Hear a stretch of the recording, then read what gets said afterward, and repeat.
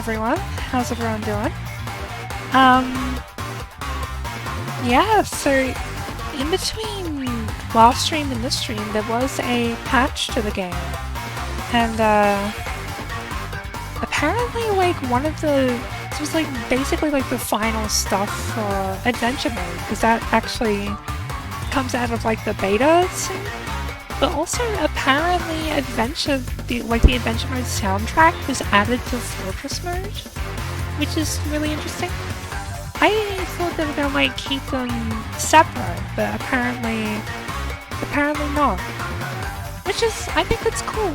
There's, like, it'll just mean there's, like, more soundtrack variety in Fortress Mode, but I'll be very interested to see, like, under what circumstances the new songs, like, play in Fortress Mode, I guess.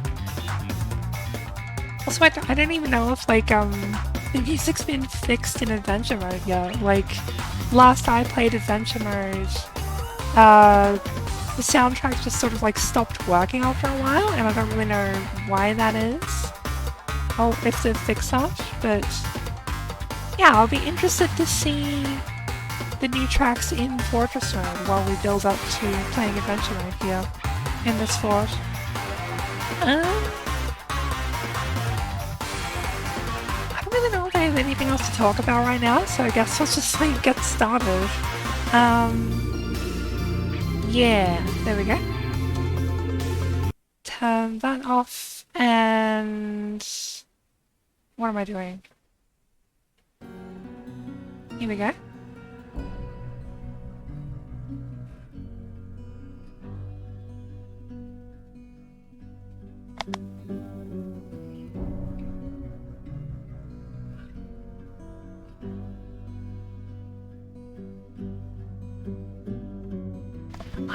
I like don't know if we're gonna like actually get to a point in Swordscorn today where I can start building the like the vault itself.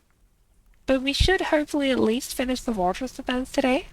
And hopefully, like double hopefully, it'll be enough to fend off any attackers. Can I make it edible? What, the bridge? I mean, well, in older versions of the game, you could actually, like, build things out of soap. So, like, if you consider soap edible, then, like, I guess? Maybe? We have Cole here, Cole the Herbalist, constructing the bridge, finally. It only took, like, all of last stream to build that bridge. Let's check out the named dwarves in the fort. Cattle the Vampire. I know, Cattle isn't a named dwarf, he's just nicknamed Vampire, so it shows up in quote marks. No, it shows up in quote marks because he's using a fake name. I remember now. That's right. Same with quote-unquote Zilban here. So they're both like locked up. I am shocked that Zilban is happy. But Cattle is kind of miserable. 77 Monkey Shines is just chill, I guess. Drunken Grim is happy. Giant Blue Lizard, our Cat of the Guard, is very happy. Killian's very happy as well.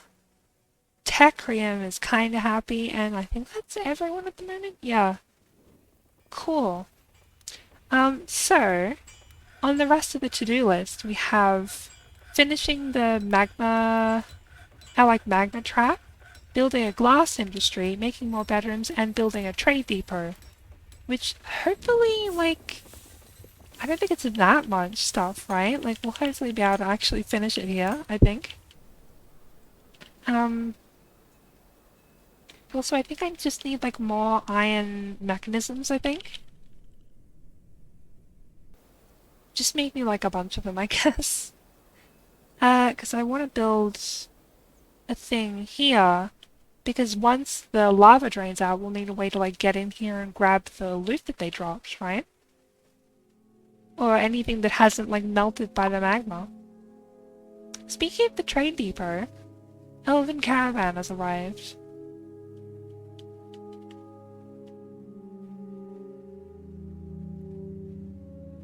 Oh yeah, I need refined coal. I kind of forgot that was a thing.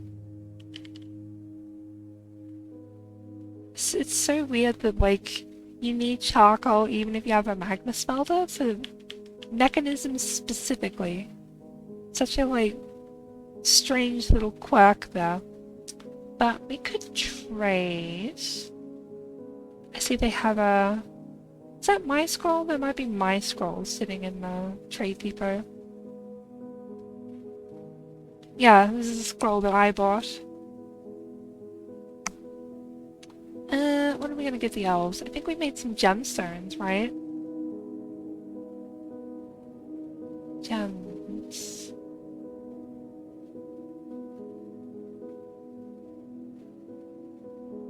Gem bin. There we go. Carry that to the trade depot and we'll see what we can trade, I guess. Tekid the diagnostician has given birth to a girl. Congratulations, Tekid, I guess. I think I want to get rid of these cages that have goblins in them, so I will just dump them in the lava.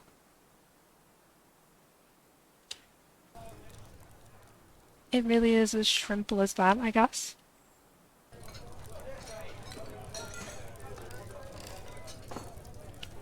Alright, trades. Poor goblins. I mean, they tried to kidnap our children.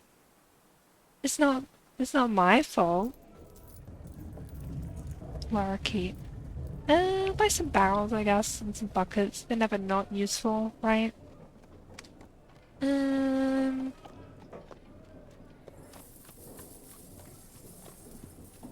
I don't really want anything else here. I guess I'll just buy, like, the crutches and splints, I guess? I actually should probably check if I need more of those, now that I think about it. There you go, elves.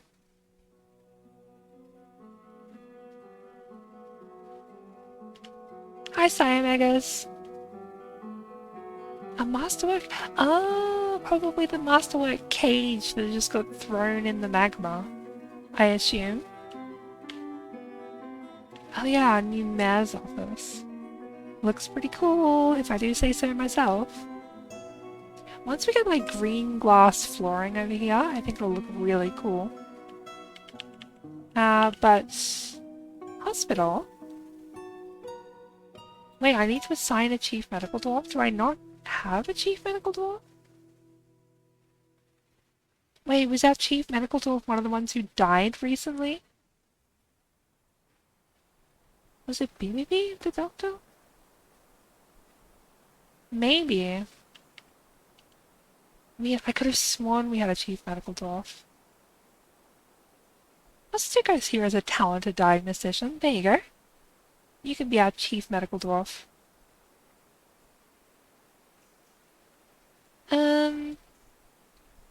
Get me another diagnostician here. Eurist, congratulations. Adil, wait, are you... Adil is not a member here. There we go, Adil. Cyamegas wishes to name a dwarf? I assume that means you want to name one Cyamegas. Do you have a preference for the type of dwarf? Or shall I just pick a happy one? Do the child dwarf sprites look different? Or is it just me? No, they totally look different, don't they? Is this new? How long was this a thing? Was this in, like, the patch notes from the other day? Hang on. Oh yeah, no, it totally is. Child portraits and baby portraits in the patch notes. Well, there you go, that makes sense. And noble. Well, we have the mayor, Kogan. Or any of those, I guess. Kogan's really, like, the only noble here, I guess. The other ones are all, like, assigned by me. How do you feel about Kogan?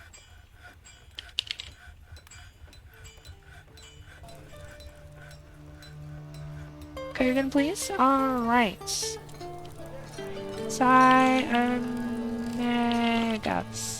There we go. 73 years old. Has a lot of friends in the fort, close friends. I don't think any family though, right? Just friends. Yep, just a bunch of friends. Um, she has an amazing memory and a very good sense of empathy, but she has an iffy sense for music, poor focus, and poor spatial senses. She never feels hatred towards anyone or anything. A strengthening after having to conduct an official meeting in a dining room. That's kind of funny. Uh, she's slow to anger, she lives a fast-paced life, she doesn't often feel envious of others, she tends to be swayed by the emotions of others, she's somewhat quarrelsome, and she's bothered by this, and she values friendship. She could be considered rude, she's currently more rude, she acts with a narrow focus on the current activity, she finds helping others emotionally rewarding, she's currently more fearless, currently more confident, currently more shameless, currently less private, currently more thoughtless.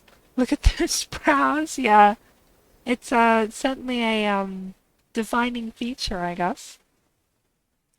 She stiffens up when she's surprised, needs alcohol to get through the working day, doesn't mind being outdoors at least for a time, and doesn't really care about anything anymore. She personally sees power over others as something to strive for, sees working hard as a foolish waste of time, and doesn't see the attainment of knowledge as important. You are not a great fit for Mayor of Swordscorn, to be honest, but like, whatever, I guess. She dreams of creating a great work of art. She likes stoneware, trifle pewter, clear diamond, the colour sepia, gems, bucklers, turkeys for their gobble, the sound of the larks of drumming, and the sight of the sparkled tresses. When possible, she prefers to consume hake? I actually don't know what that is. Hake. It's a kind of fish, apparently. Well, the more you know, I guess. Bumblebee meat, 2 humped camel milk, and sunberry seeds. She absolutely detests mosquitoes. She's quick to heal, but very flimsy. She's tall, her somewhat greasy hair is incredibly straight, her very long hair is neatly combed. Her raw umber eyes have thin irises, her lips are thin, her somewhat tall ears are broad, her head is somewhat narrow, her head bears a massive jagged scar, her eyebrows are quite dense, her hair is black, and her skin is burnt umber. I've been alright, I guess. I've been, kind of busy, but like, not in a bad way, I guess. Might be worth it to make more soap, maybe?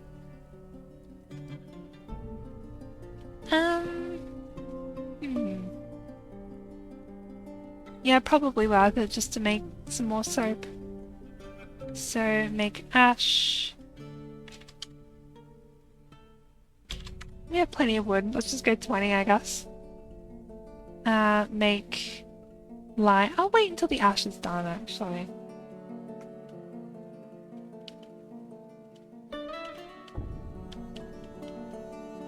Right, how are we going here? We have this. So now let's go bridge. Place this here. Make it out of metal so it doesn't just melt instantly, I guess. We also have this iron front door here. Hey! The bridge is done! Alright. That's a, kind of a big first step there. So, assuming I have some mechanisms, make sure that only the iron ones are unforbidden, which it looks like they are. It's a big bridge. It is a big bridge. I'll show off how it works soon, as soon as we're done here.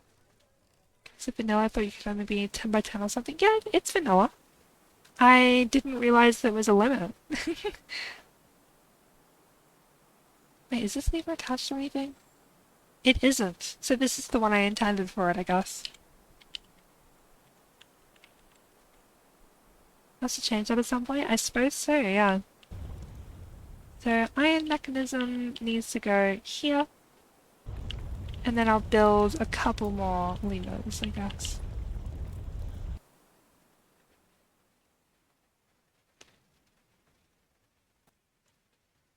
So I need one for the release of the main gate, and another for the release of the side gate, and a third one for the release of the lava into the thing, I think? Yeah. I think that's right.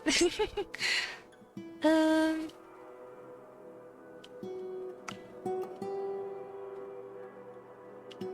Oh god, I need more bins. Look how many blocks are just sitting in here. What metal is this? Let's just smelt some cleaner, I guess.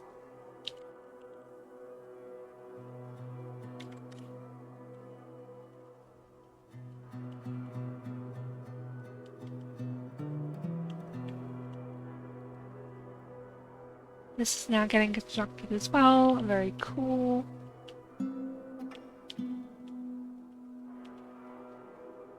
Needs refined coal. Are we not making refined coal? That's my thing. I guess if the dwarves are currently making ash, then they can't, right? They'll get there eventually. Chill out, dwarves.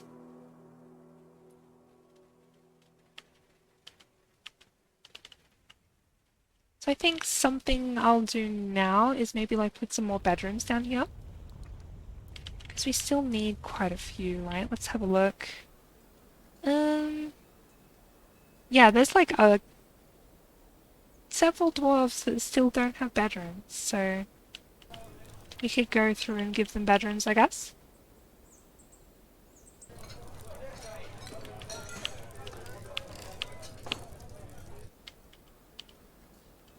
Start building like here or something.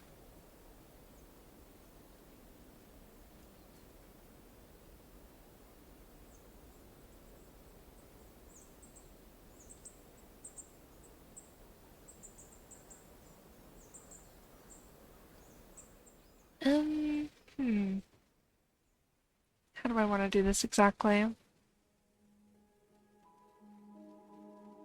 guess just like, I don't know.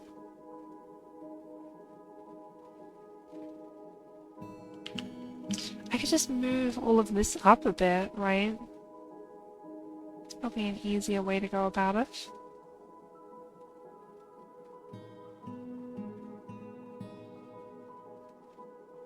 Fancy checkered room? Yeah. Placing all these tiles down took forever last stream. I think it turned out well though. Looks cool. It is the Diagnostician Guild Hall, I think. No, it's the Doctor Guild Hall. Needed a grand guild hall, so made it look grand, I guess.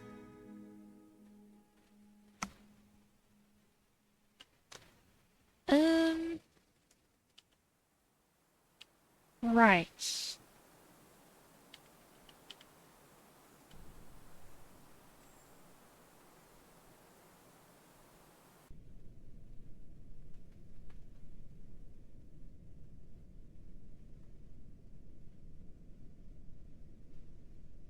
Then we can go like...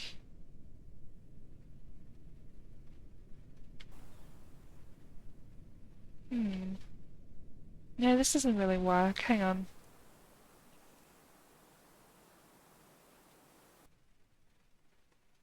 Just move everything down a tad, maybe?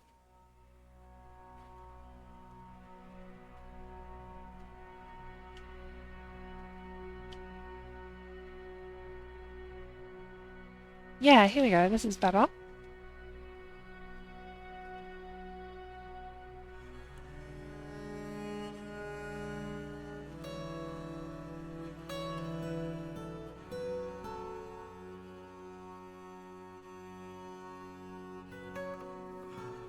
Now the room has a little, like the hallway has like a little bit more of an interesting shape to it, I guess.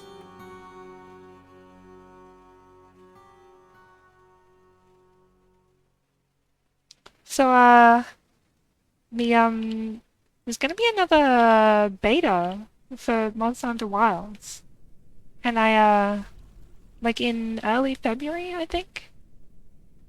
Yeah, like 6th or 7th of February or something. And I think I'm gonna stream it, assuming my PC can run it. Which I'm pretty sure it should be able to now, but yeah, I think I'm gonna stream it. So let's see how that goes, I guess. It might just be like similar to when I streamed Dark Souls 3. It might just be a lot of me like walking around and looking at things, I guess. But it should hopefully be fun regardless. So I didn't get to play the first beta because my PC just like flat out couldn't run it.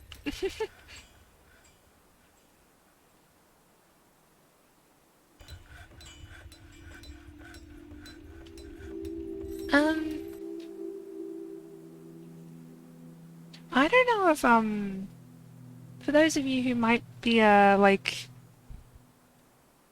paying attention to like Monster Hunter news, there's an additional monster in the beta, that being like Gypsaros, right? Who wasn't revealed yet, but on their website they have like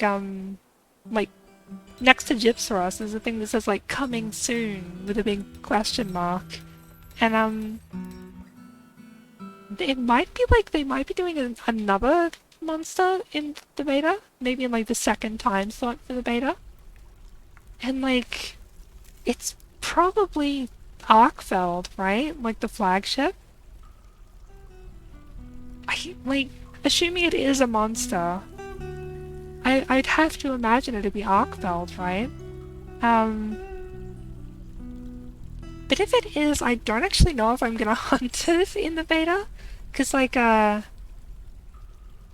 it's, there's like so much mystery and like all of that like built up around Arkfeld, and I would kind of hate to like spoil myself on it just by like hunting it in the beta where everything's like a little shitty and you don't get to like use your own gear, and like I feel like it'll be much more satisfying to hunt it like properly when the game actually comes out.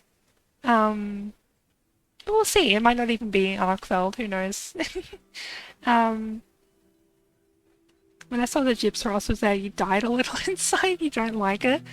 I don't like Gypsaros either, but like, I also feel like they kind of do a good job with returning monsters. Like I feel like even shitty ones that I didn't like before tend to be much better when they get updated in like the modern games like 5th gen and 6th gen. I don't know about 6th gen yet because we haven't played it, but I have faith that like maybe Gypsaros won't be a pain in the ass this time, but who knows?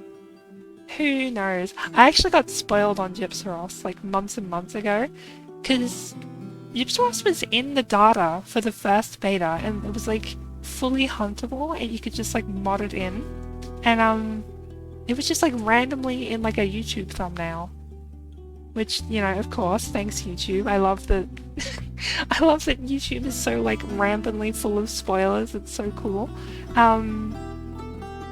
So like I knew Gypsaros was in the game like all the way back in October, and they've only just revealed it now, which is like kind of interesting.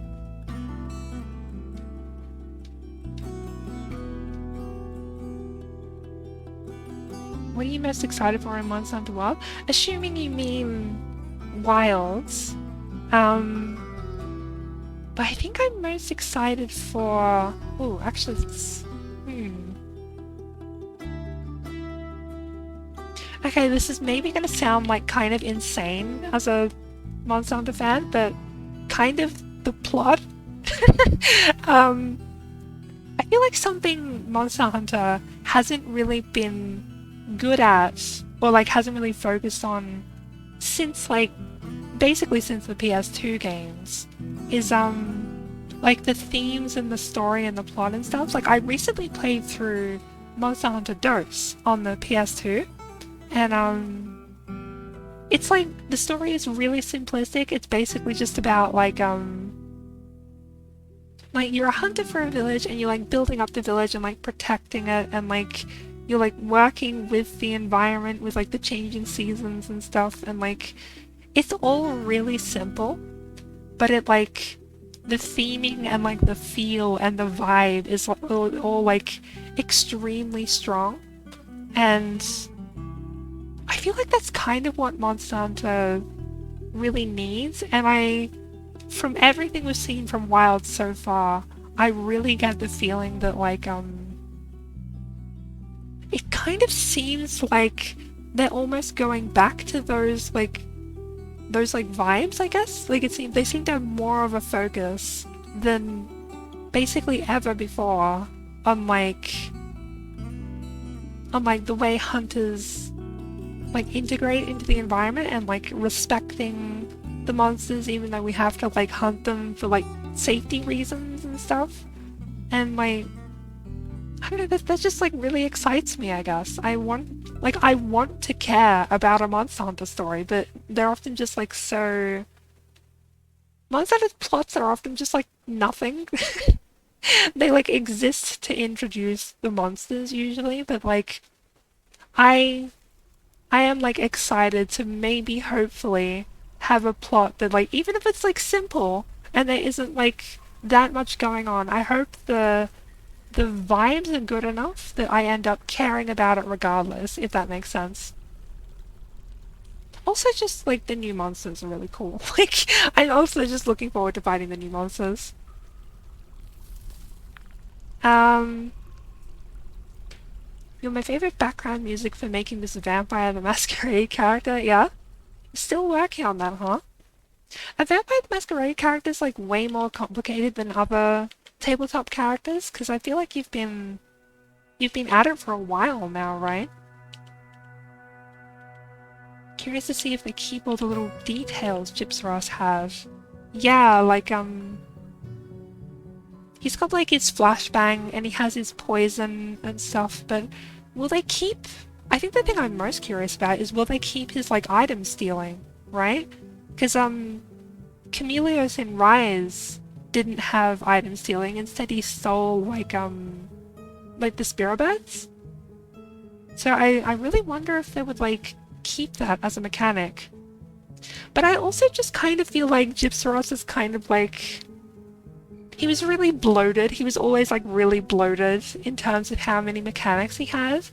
Like he had like poison, he had his stretchy rubber tail, he had a flashbang, he had his well the you know what mechanic that I don't want to talk about because like spoilers, but if you know you know, right? Um and he had item stealing. And also, on top of that, in 4th gen, he had that, like, interaction with Nursilla.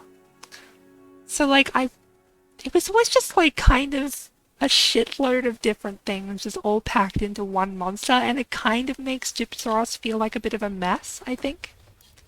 So I wonder if, like, maybe stripping down some of that will actually make Gypsaros feel better, maybe? It'll be interesting to see, I think. Especially if, like,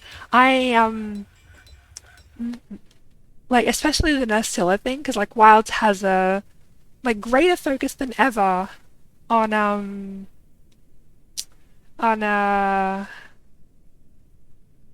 Order Mod picked up that comment, but, I know you mean Gyps Ross. um, like, it has a greater focus than ever on, like the environment and the interactions and stuff. So if they do have Nursilla, there's like that interaction between Gypsaros and Nursilla that they could like actually show in game, maybe, or like their like rivalry in game, which would be really interesting. And I don't know how like common knowledge this is, but in the Oil Well Basin, you can see like up in the higher sections of it, there's actually spider webs, or what looks like spider webs, which is interesting because Nursilla, we've seen in other games, like in 4U, nests in volcanic regions, or can nest in volcanic regions. So, like, it could be Narcilla webbing. I've seen other people say, like, it could also be, like, Raknakadaki webbing, because it's a spider monster that also exists in volcanic regions. But Raknakadaki's, like, webs are usually on its back, right? Like, it carries around its nests on its back. It doesn't, like, make webs the way Narcilla does. So, unless it's, like, a new monster that makes webs in volcanic regions, I feel like there's a decent shot we see Narcilla in this game. Especially because Gypsaros is here, right? Like, I feel like, you can have Gypsaros without having Narcilla, but I don't think you could have Narcilla in a game without Gypsaros, right?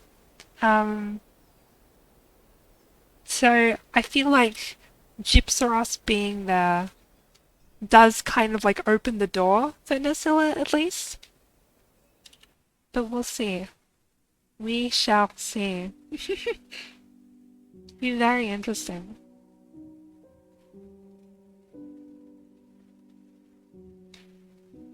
Am I gonna have enough furniture here? I think I will, right? Maybe? This is nowadays, it's like... Oh, since it's set in a modern day, there's like more things to consider with making a Vampire the Masquerade character. I guess that makes sense, yeah, like... I could see how that would make it more complicated.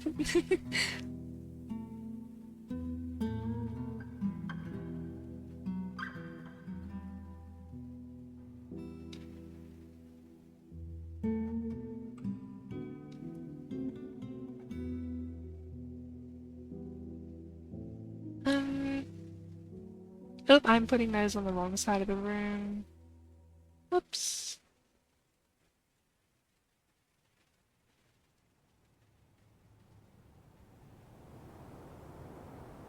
You got a girl from the 1920s, so you're doing research? Sounds pretty complicated.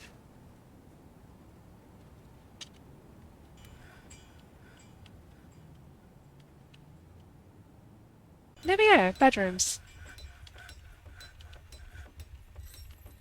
22 fresh bedrooms, which I don't think is still gonna be enough, but like, whatever. That'll do for now. We can make more bedrooms later. So this is now connected to that. We need... Okay, let me think about... I need to remove that block there and put a drawbridge here. And I need to link these up. What's my plan with all that lava over there? So this is my fortress defense. The invading army will approach like over here. Oh, I just noticed, look. In the patch notes, sorry to like interrupt myself there, but in the patch notes they said that there's now a visual difference between stone floors and pebble floors. So look at that, there's the new like pebble floor sprite. Very cool. Variation in like these like kind of boring grey stone floors is something I've been like looking for a while now, so I'm glad to see that there. But yeah, so the idea is invading army walks across this bridge. They have to like wind around so it slows them down a little bit.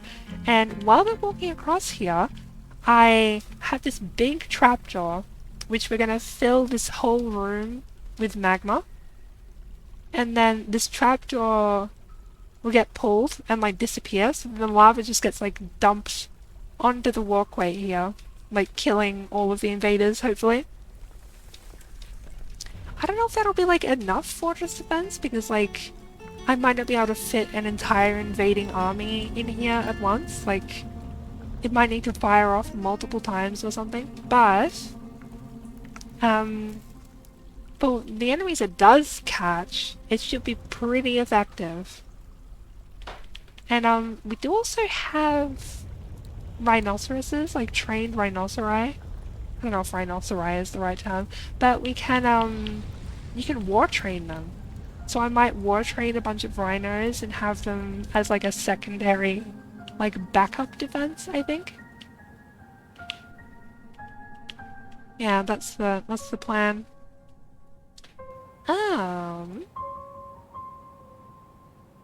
So this one is the item retrieval. I don't even know if I spelled that right. Item, just call item door, I guess. There's the lava flow after the trap is pulled. It is flowing. So it gets dumped here, falls down into this room here, which will then fall down this little chute, and off the map at the bottom here through these fortifications. It might be like a little slow to drain, but I don't really mind, I guess, if it's slow. Yeah.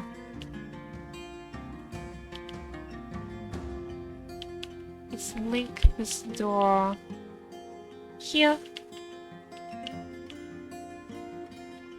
And link... Then this one is the main gate. Link that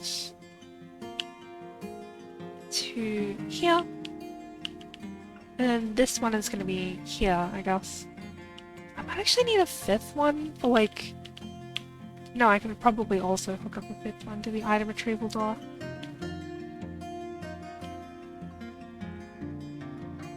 Here comes a dwarf.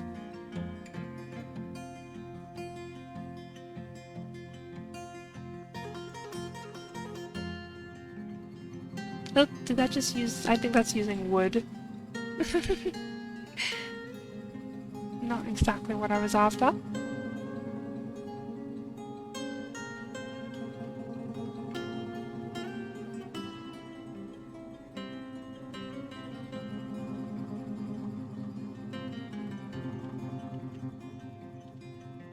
This poor dwarf is, some might sick.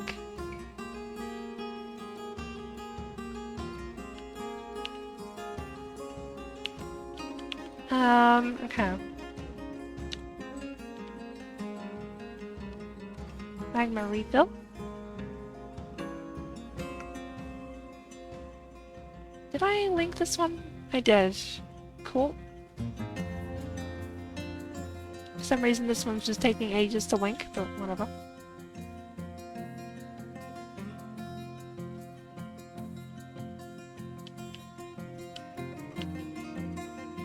Link that one there. Why do my rhinos keep reverting to a wild state? Nil is taken by a Famood and claims a Cross Dwarf's workshop. Is the magma infinite from a volcano? Yes. It would just like constantly pump up from wherever it is on the ground. Which I think is like, it should pump up from the magma layer, which is also infinite, so... Yeah, basically just like unlimited lava. More or less. Alright. Seem to have everything they need, the gathering stuff.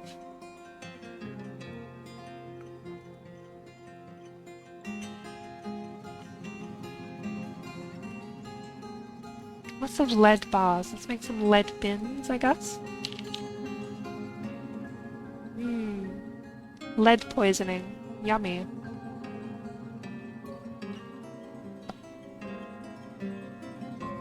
Naked mole bug. There's so many naked mole puppies out here.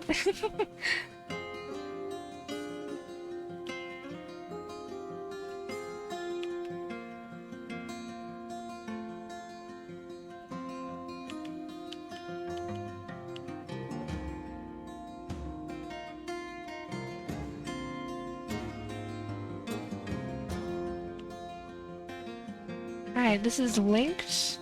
So, I think it might be time to fill this up. So, if I go at the corner here, hopefully the magma won't like come in fast enough to kill the dwarf that opens it. Let me just like assign a couple of new miners here maybe. Just in case someone like drops dead.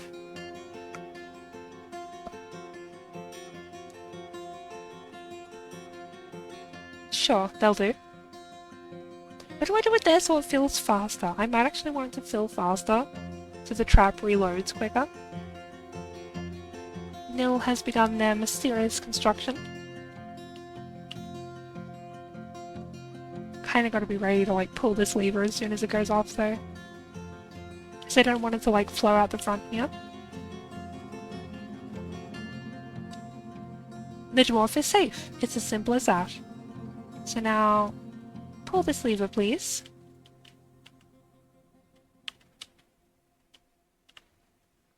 So yeah, something that is like kind of relevant here is lava, this like lava sprite doesn't show up when it's on top of the bridge here, but as you can see by the little info that comes up here, there is actually lava on top of this. It just doesn't show up on the sprite. Actually, I wonder if does it show up in ASCII mode? It does show up in ASCII, interestingly. Just not in the Steam tile set. Weird.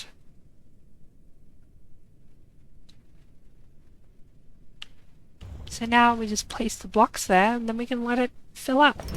And we'll basically be ready to give it a test run as soon as we get invaded. And in the meantime, Nil the Craft Dwarf has created Rodim Ratham, a Drouthrabone figurine of Inga's shotworks. And she offers it to the Learned Vault. Let's have a look at that. What was it called? The Null Coincidences. This is a Drouthrabone figurine of Inga's shotworks. All craft dwarfs are of the highest quality. The item is a masterfully designed image of Inga's shotworks, the dwarf, and dwarves in Drouthrabone by Nil Kebenil. Inga's shotworks is surrounded by the dwarves. The artwork relates to the ascension of the dwarf Inga's shotworks to the position of King of the Tired Diamonds in 128. That's a mouthful. It's encircled with bands of giant cave spider silk, silver, and oval marble cabochons. This object is adorned with hanging rings of Drouthrabone and lead, and metaphysical spikes of fire, clay, and elephant leather. On the item is an image of a kapok in silver. What is a kapok? It's a kind of tree. I see, I see.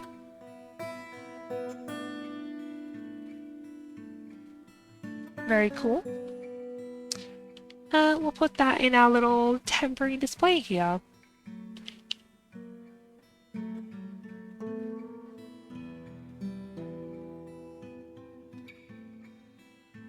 Notice.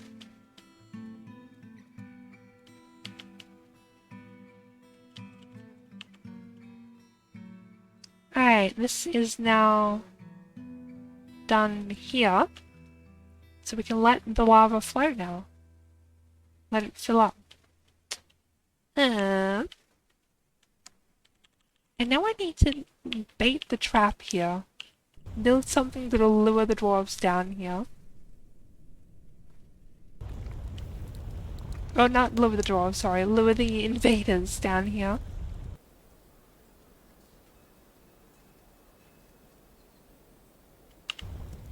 So I'm just gonna build like a little pathway here that connects back to my fort.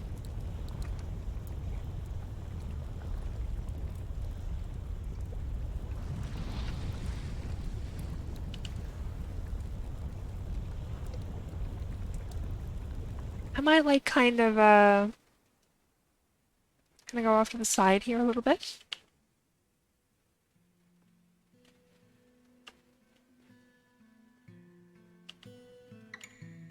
Yeah. Where do I even like connect it though? I guess here, maybe?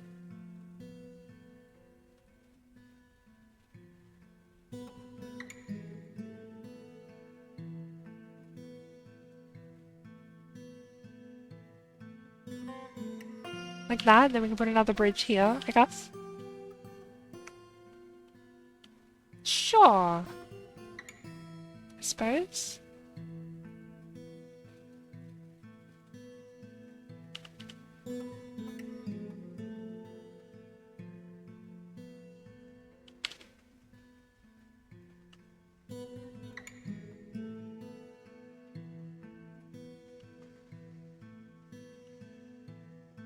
So while we're at it, I might just pave this room to get ready for our glass workshop.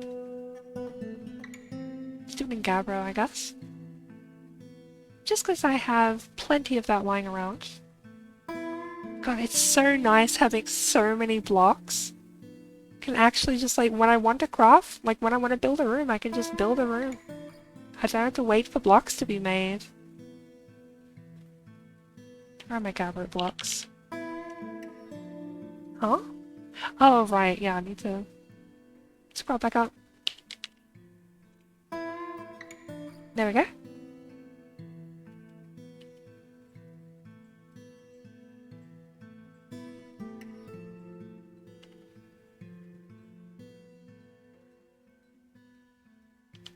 Look at this little ant colony here.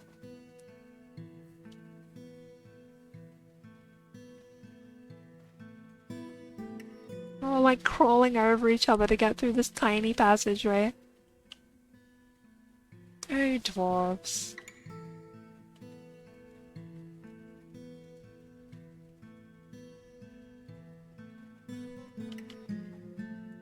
I still have a ton of lead. Let's make some more lead bins.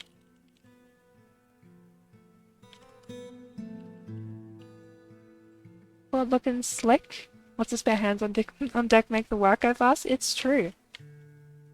And the improved frame rate now makes the work go a lot faster.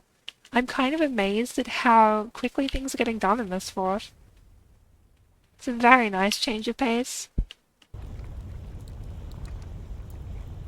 So we can put a bridge here. I'm actually going to floor this first. How are you doing, Nijinsky?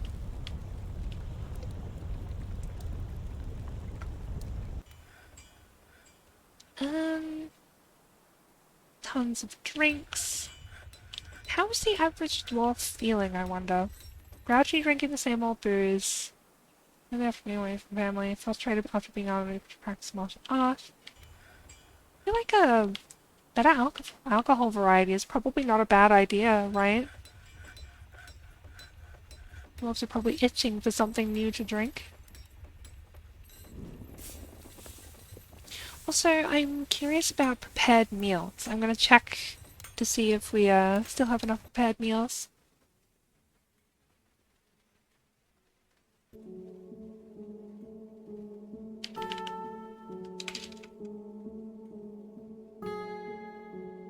Meals.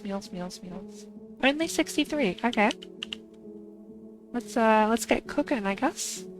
Because we do have like over 1,000 meat, so like we can just basically cook as much as we want. Exclamation point goblin.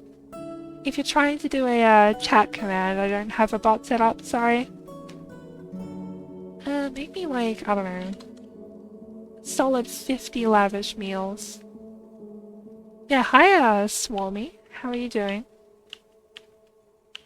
No goblin noises? No, unfortunately not. Let's go like that. Do I even have iron bars left? I actually do. Cool. I should also go mine some more iron at some point, I suppose. Cole, Leafboard, being the rightful heir, has inherited the position of Baroness of Misty Channels. Is that so? Cool. Alright, well, I'm adding that to the list. Cole, the Baroness's chambers. 'Tis on the list. We'll get to that eventually, I guess. Not right now though, I'm busy. I'm busy doing stuff. How do you get Baronesses? You've had a mare for so long. So this Baroness that I just got isn't actually a Baroness of my fort.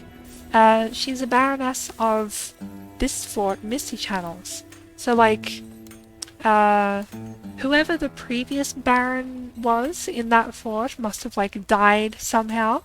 And so she's inherited the barony because she was like next in line. So even though she lives here, she now counts as nobility, and we have to like make nobles' quarters and stuff for her. But if you want a baron of your fort, if you do enough trading with your traders when they come around, like traders from your faction, they will eventually come back and be like, oh, you know, the mountain home is very impressed with your fortress. I've come entitled to grant you the position of barony or whatever. I don't remember exactly what they say. But yeah, then you like, then that allows you to pick someone in your fort, and they will become the like baron or baroness of your fort, right? And then you have like your own one. But it's mostly just like a time thing. Like as long as your fort is economically productive and all of that, then you should get it eventually. Though I think, I don't know if they fixed this, but there was a bug at some point where if you played in an adventure mode and you retired an adventurer in the fortress, the fort would like straight away count as a capital for some reason. And then because it's a capital, your outpost liaison never thinks to like promote you because you're already the capital. So you just never get a barony. I don't know if they've fixed that yet. But the reason you might not be getting baronies is maybe because, I don't know, if you're playing adventure mode, you might have retired like an adventurer in your fort and had that bug occur. But I don't know. Baby Rhino is so kawaii. Yeah, the little sprite is so cute with like the little like wavy mouth. Big old nose. I love all the little animal sprites in this game. It's probably one of my favorite parts of this theme tile set, I think. You can indeed have a dwarf be named after you. Do you have a particular dwarf in mind, or do you want me to just pick a happy dwarf?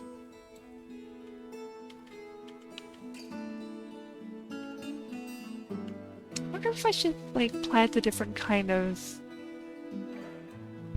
pineapple plants? Make like pineapple wine, maybe? How many pineapple seeds have we got? Okay, 21 pineapple seeds.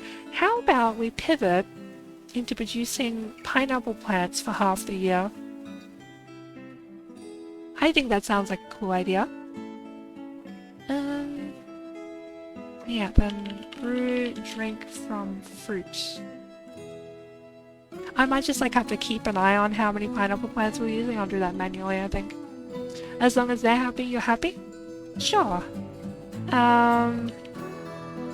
Why did I went to search Corral Gory, even though I haven't named one yet. Okay, so happy dwarf. Do the diagnostician, maybe? That's a happy dwarf. Corral. Let me know if this is to your liking, otherwise I'll just go ahead and read the description.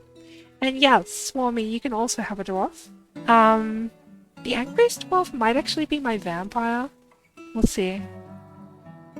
No, it's Rovod, apparently. No idea who Rovod is, but sure, we can name Rovod after you. Once I'm done reading this dwarf's description. Corral Corey is 36 years old, has a husband and a daughter. They're both diagnosticians, it's kind of cute. And a younger brother in the fort. Pair of mighty eyebrows. Yeah, something I've actually noticed about the dwarves in this fort is so many of them have these eyebrows. And some of them are not quite the same, but like tons and tons of dwarfs in this fort have these eyebrows, and I'm pretty sure that's because like sometimes your faction, like the dwarves actually pass down like genetics and stuff. So all of the all like these dwarves just have like really strong eyebrows, I guess, like really beefy eyebrows. And so that's like just like a trait that this faction has, which is such like a cool mechanic, I think. Yeah, anyways, she has a very good sense of the position of her own body and a feel for music, but she has a little difficulty with words, a shortage of patience, and a poor ability to manage or understand social relationships. She's naturally trustful of everybody. She's truly fulfilled by assisting those in need. She often feels filled with joy after becoming a parent. Both of those are after becoming a parent. She enjoys being in crowds. She's very polite and observes appropriate rules of decorum when possible. She has a strong tendency towards privacy, though she is conflicted by this as she dislikes this sort of concealment in the abstract. She doesn't cling tightly to ideas and is open to changing her mind. She doesn't seek out excitement. She tends to ask others for help with difficult decisions. She's very humble. She finds obligations confining, though she's conflicted by this for more than one reason. She can handle stress. She has little interest in joking around. She generally acts with a narrow focus on the current activity. She has a calm demeanor. She has a greedy streak. She tends to avoid any physical confrontations, and she works to square this natural tendency with her respect for martial prowess. She needs alcohol to get through the working day, and she doesn't really care about anything anymore. These poor dwarves. She personally sees family as one of the most important things in life, thinks working hard is an abject idiocy, strongly believes that a peaceful and ordered society without dissent is best, sees no value in holding back complaints and concealing emotions, and finds those that deny their impulses somewhat stiff, and she dreams of mastering a skill. She likes porcelain, electrum, red grossula, I guess? Ashwood. Oh! Did they fix the, like, in previous versions of the game, because ashwood was a type of wood, it would say ashwood wood. But it just says ashwood now, so I guess they finally fixed that. That's funny. Gigantic squid leather, rope reed fabric, the color purple taupe, circles, maces, andals, donkeys for their stubbornness, coyote monsters for their horrifying features, and the sight of the tulips are glistening.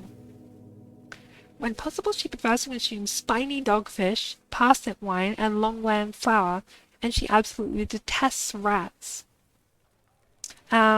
She's very strong but quick to tire. Her hair is straight, her very long hair is arranged in double braids, her somewhat high, long eyebrows are extremely dense, her ears are somewhat tall, her hair is black, her skin is brown, and her eyes are rust.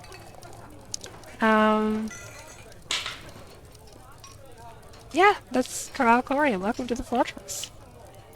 Poor ability to manage social relationships. Yeah, that sounds like me. It really do be like that. You want the angry kid in red. Alright. Who was that? Erdim, I guess? You can have Erdim. Erdim is the creator of an artifact. We'll have a look at what that was. Swami _X. Doesn't sound like a happy dwarf. Yeah, sometimes there are... like, that description is of their tendencies, but sometimes they can, like, defy those tendencies and manage to find happiness regardless, I guess. Which is kind of cute. How many vampires are there in this fort? There are 2. We have Cadol. These are both their fake names, but Cadol the vampire and Zilban the vampire. Who are just hanging out in this little box here. They live in my walls. But Swami Axe is 16 years old, is the daughter of Kogan, and has a younger brother, an aunt, a half-brother, an uncle, several nieces and nephews in the fort. Oh, no, and several Wait, these are the nieces? Okay, whatever. I got confused for a sec. Um, she has a good kinesthetic sense, but poor spatial senses. She's unfriendly and disagreeable, and she's bothered by this since she values friendship. She's confident under pressure, dislikes receiving advice, prefers to keep her own counsel. She's rarely moved by curiosity, almost never feels discouraged. A turnaround after being caught in the rain. She tends to be passive in discussions. She's trusting. She doesn't often experience strong cravings or urges. She tends to assume the worst of two outcomes will be the one that comes to pass. She does not easily hate or develop negative feelings. She's somewhat uncomfortable around those that appear unusual or live differently from herself. She tends to be a little wasteful when working on projects. She tends to be swayed by the emotions of others. She needs alcohol to get through the working day. She does not mind being outdoors, at least for a time, and she doesn't really care about anything anymore. She's personally repelled by the idea of honesty and lies without compunction. Thinks it is of the utmost importance to present a bold face and never grouse, complain, or even show emotion. Believes that peace is always preferable to war. Sees merrymaking as a waste. Prefers a noisy, bustling life to boring days without activity, and doesn't particularly care about craftsmanship. You know, I think this is the first time I've ever seen a dwarf with the description doesn't particularly care about craftsmanship. Like, I feel like they almost always value craftsmanship, which is very interesting. But despite that, she dreams of mastering a skill. She likes pitch blend, iron, Morian, green glass, alpaca wool, giant emu parchment, color pumpkin, crossbows, cages, crowns, uh, large? Oh, large, comma, serrated discs, I guess. I was gonna say, what do you mean large? Chameleons for their eyes, the words of the reticent page, and the sound of the adoration of phrases. When possible, she prefers to consume guppy and carambola wine, and she absolutely detests snails. She's tough and quick to heal, but she's clumsy. Her slightly sunken copper eyes have thin irises, her very long hair is neatly combed, her hair is umber, and her skin is pale brown. And that's Swarmiax. Like how being caught in the rain is such a life-changing event in Dwarf. It is, yeah. So many dwarves are like influenced for years and years just because they were caught in the rain one time. It's kind of funny. Um, but I think I'm gonna go like fill up my drink bottle because it's pretty hot in here right now, and I've been drinking a lot of water. Um, I'll be back in like a minute, I guess. Oop, that's the wrong screen. Actually, I'll go here, I think. Yeah. So I'll be back in a minute. Bye.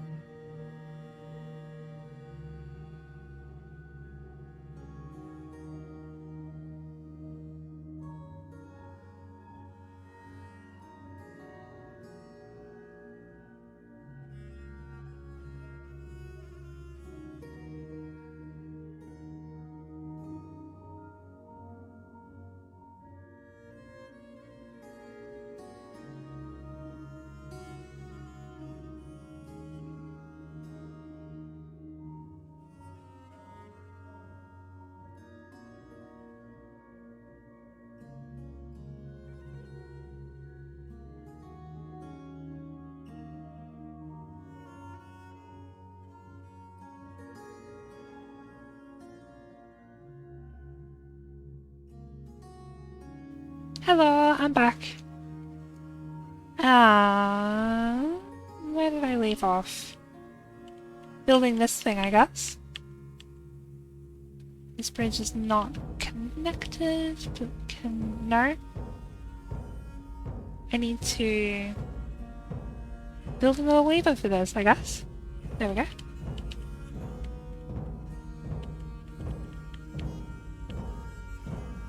So I think I need to lock this door.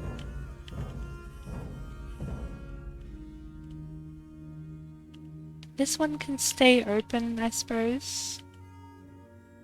Magma's almost filled up here, which is very cool. I'm excited to get to try this out now.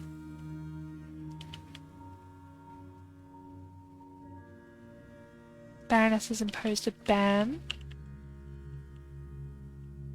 I think we're all good here now, maybe?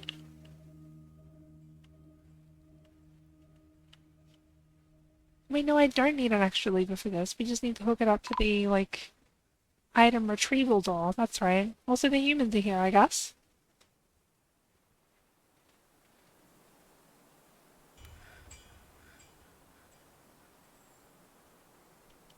And link it to here.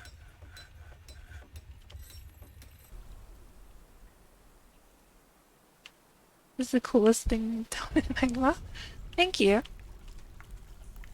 Another build that's my favorite. There was a similar one in another fort I made. What was the name of that fort? It might have been like River something? Hang on.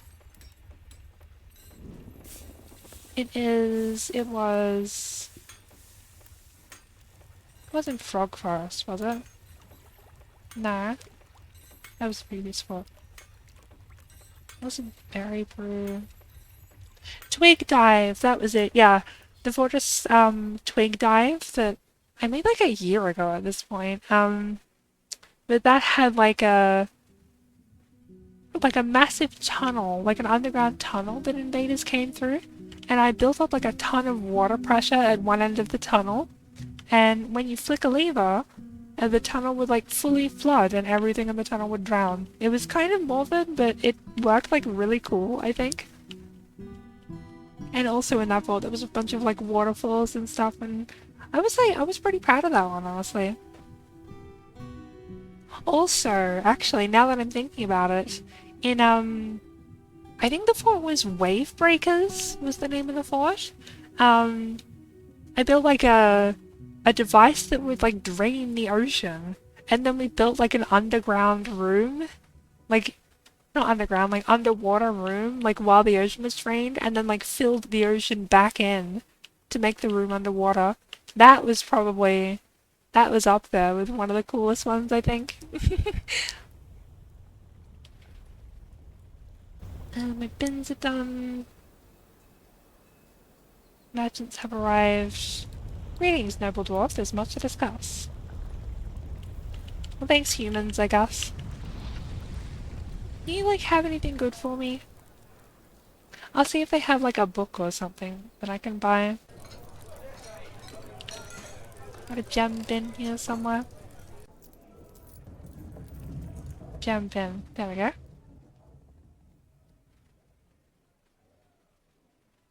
I should probably like cut some more gems while I'm at it. While I'm thinking about it. Let me cut. I don't know, just like an assortment, I guess. Cut me like 40 gems, I guess. Yeah. Tidebreaker, yeah. It was like Tidebreaker or Wavebreaker or something like that. Sire Megas has been re-elected. Congratulations on your re-election. Hippos? Not quite. These are rhinos. Unless, wait, did they have hippos here? Is that what you're referring to? No. Yeah, these are just rhinos. Does this human have like a new hair sprite? I don't think I've ever seen a human that looks like this before. That's kind of cool.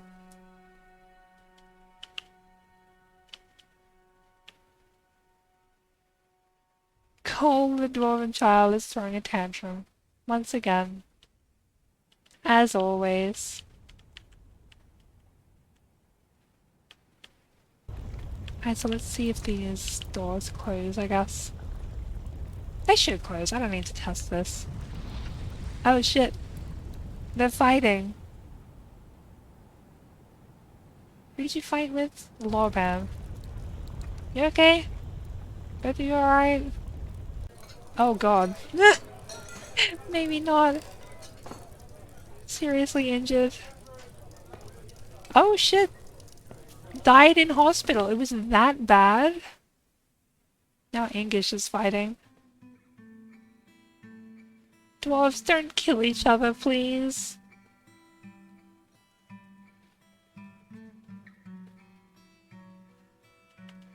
Right now they're just back to chilling, I guess. Well then. Let me make a slab for Lawban, I guess.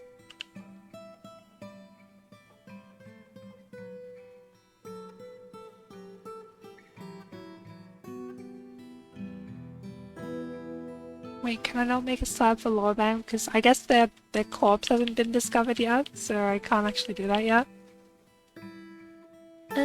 Alright.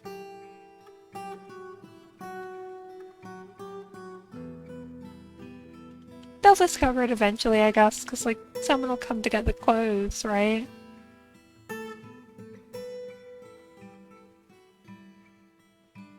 Here's a cool sock. Wait, you just walked in there and didn't discover the body? What do you mean? Didn't go look at the bed or anything? Oh well, whatever. They can figure it out later. Oh yeah, my ash is done. I think, yeah. So, make lye. I completely forgot about this.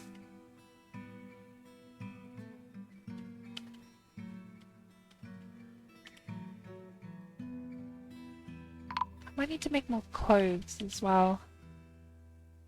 Okay, there we go. Lauren's finally been discovered.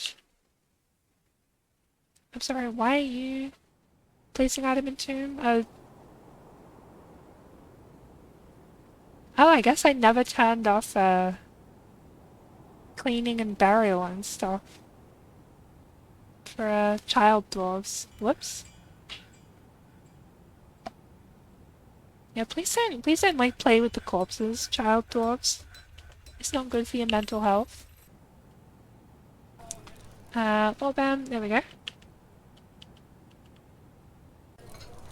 It happened so quickly. Just instantly dead, instantly in the hospital.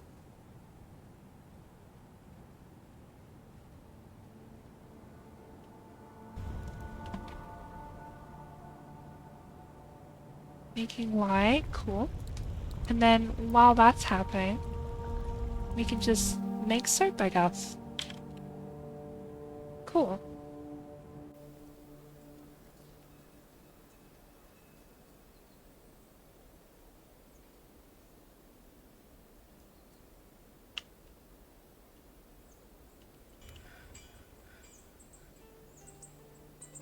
So many, like, burned ambulances up here.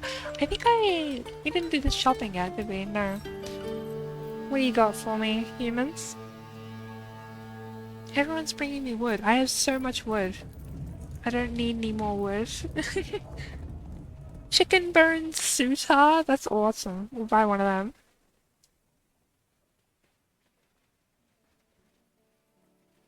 Pineapple wine. River spirits, sure. Another bucket? Always love it.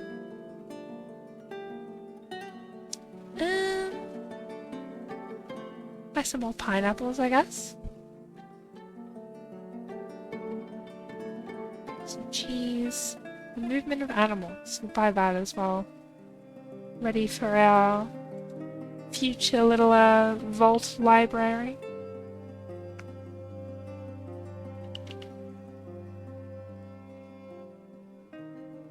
Oh yeah, I accidentally clicked on Killian.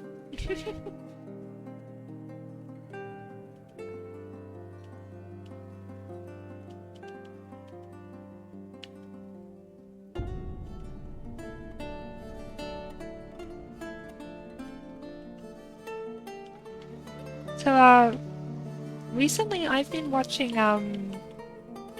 the streamer Greyfruit, if anyone knows who Greyfruit is.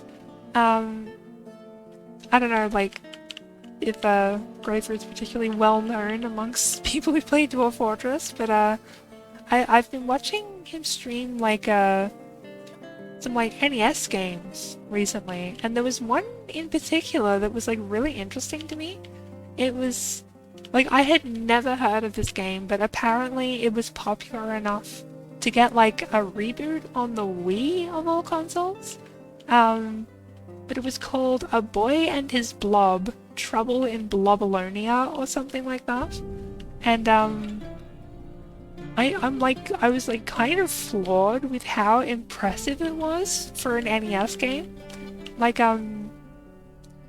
the idea is you like run around these like 2D, I guess it's like platforming sections, but there's like, as like the boy, the titular boy, and you also have this blob that like follows you and like is, has like shockingly complex like behaviors and stuff for an NES game. Like it pathfinds to you really, really well, and you have these little jelly beans that you can throw into the blob's mouth to make it like transform into different things. But like the game like tracks where the blob is. Like if you get separated, the blob can be like 7 screens over or something. Like 7 like rooms over, and you can like whistle for it and the camera will like move to where the blob is and then follow the blob's movement as it like goes back towards you.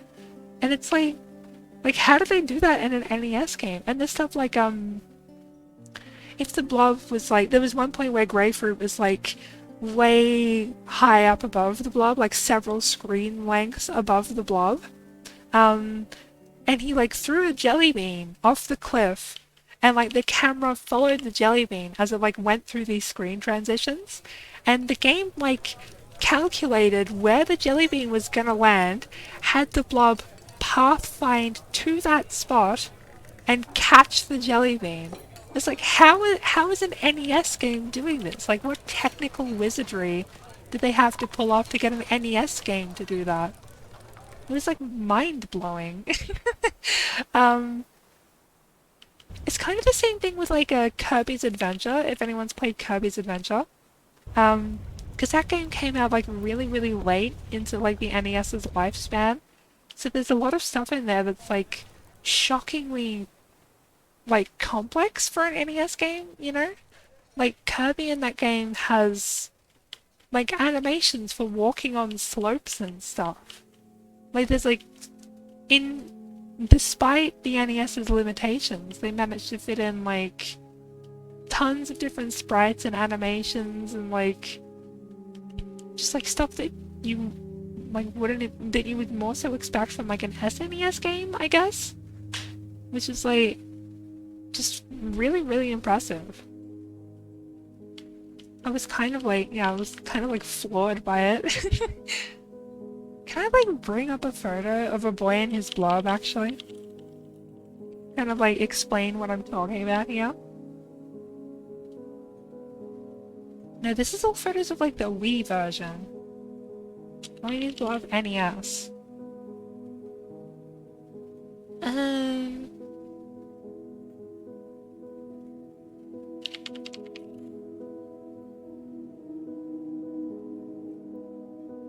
It's so hard to find like screenshots of this game for some reason.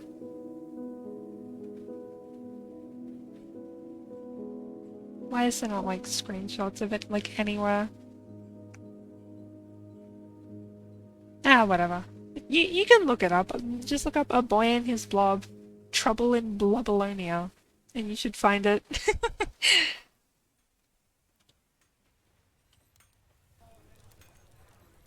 It's just like, you gotta wonder what kind of technical wizardry they had to pull off to get all that to work, right?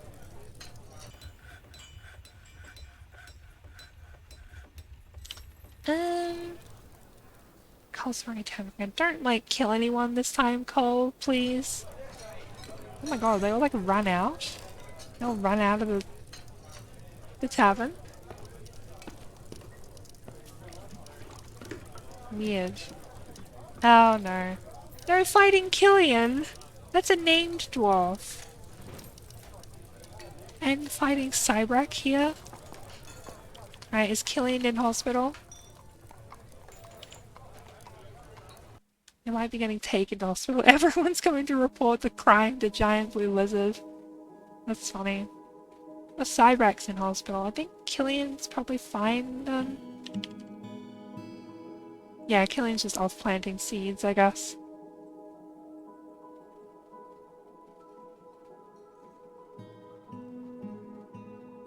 Just got a bruise. Not that bad. Cybrak. Doing surgery, yeah. Oh, that was sure something. I'm glad we have fresh soap, I guess. I think we need more splints and crotches, so I'll make some of those really quick. Wooden splint. Wooden crotch. Everyone's reporting coal. I'll just... There we go. I'll just convict coal for one of those, I guess. No sentence pending. I don't think the dwarves, like, ever, I don't think they ever, like, give sentences to child dwarves, which I guess makes sense.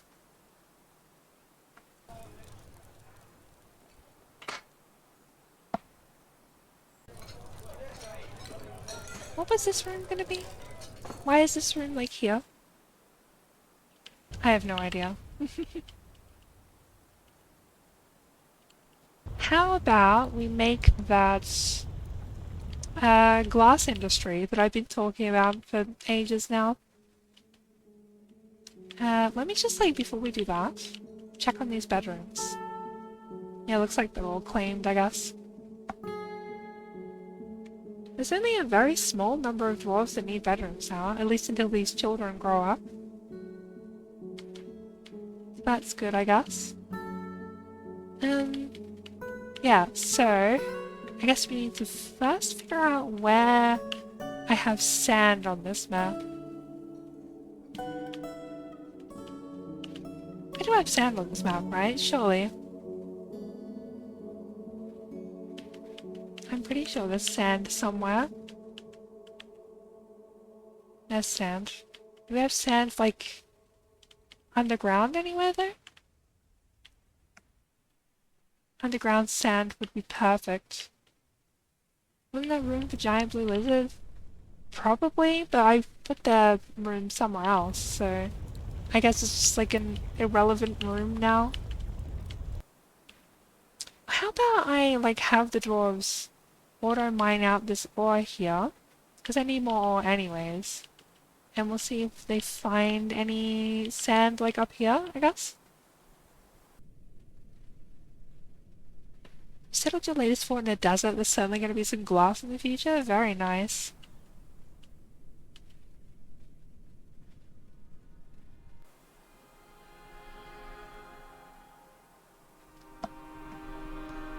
Ah! Apparently I'm out of tallow. Oh. I have no meat? Wait a second. Wait a second.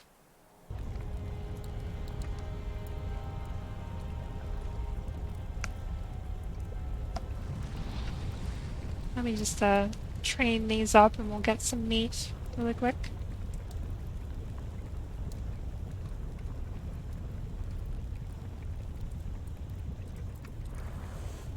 What am I doing? This one.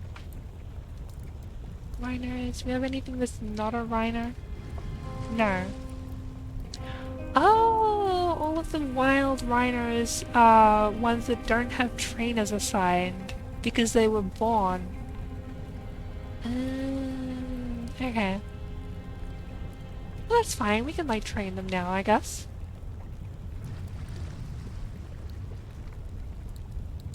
completely forgot about this. Untamed Wilds Desert. Ooh, interesting.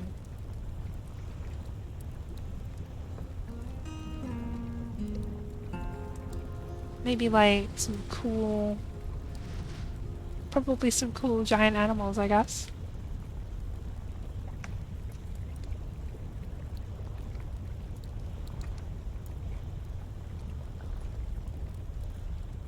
There's so many things to click on here.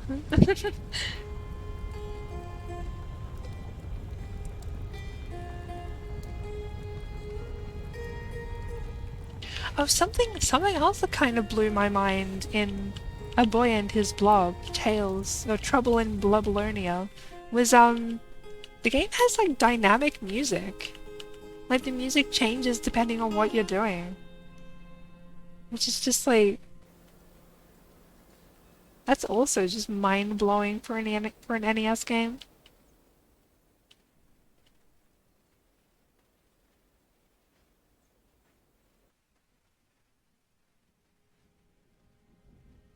Alright, are those animals trained now? They are.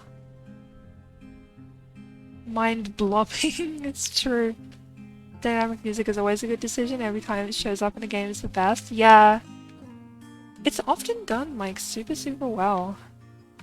I have a real soft spot for it, I think. I think some of my favorite dynamic music is in the Pikmin series. It's like, it's very cool there.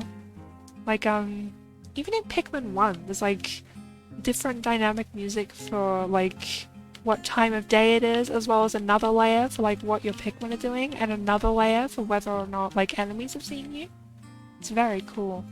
And then like in Pikmin 4, every single enemy in the game has its own unique combat music, like a layer to the combat music that it adds, as like dynamically over the main track for the area. And that game has like probably like over 50 enemies, and every single one of them has a unique piece of dynamic music, which is just like, that's a lot of stuff. It's very impressive. Seeing as I need new rocks anyways, let's just like kind of mine around here, I guess, somewhere, and see if we can find sand.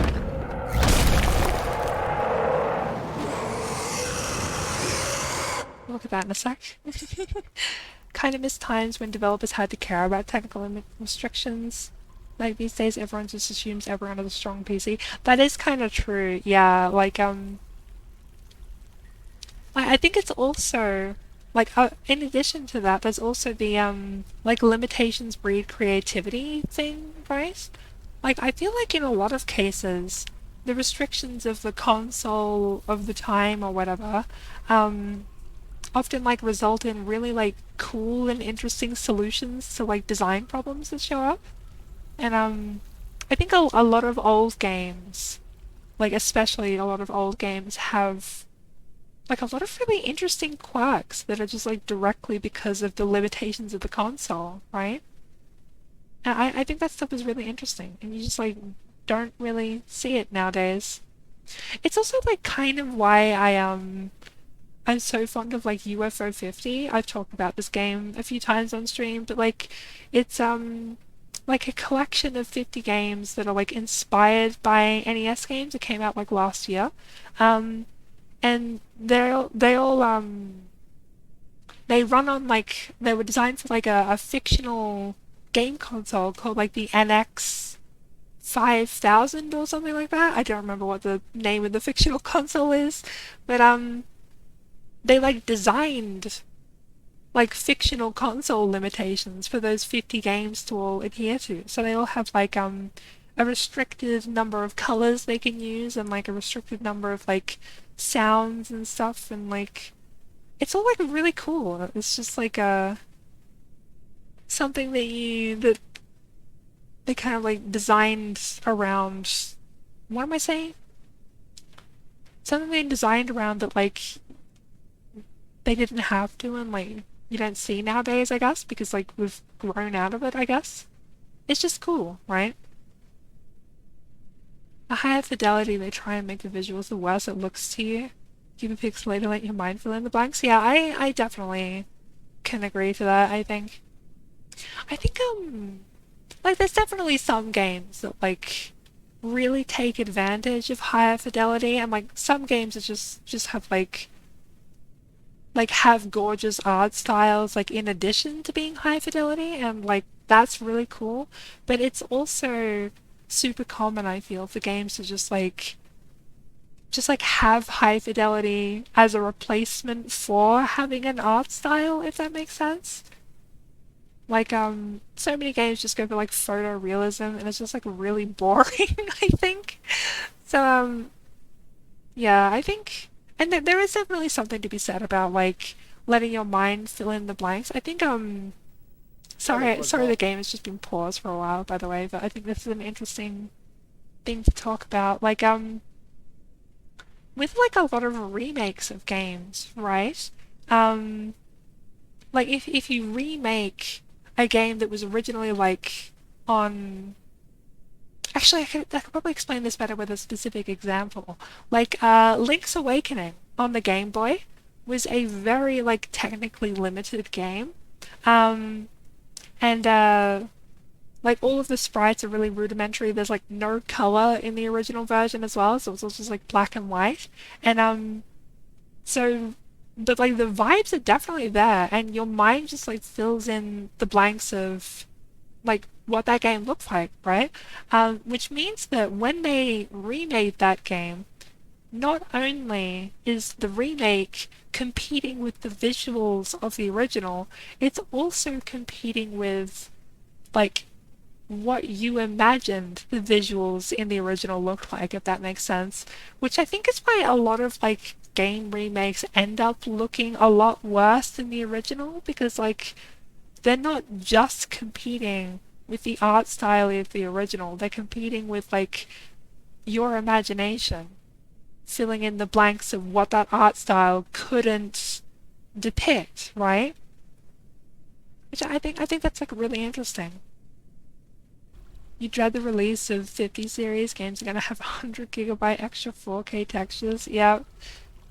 Yeah, it's just like as consoles and whatever get more powerful, it's just like games, it just feels like games continue to get more and more unoptimized despite like consoles being less and less limiting.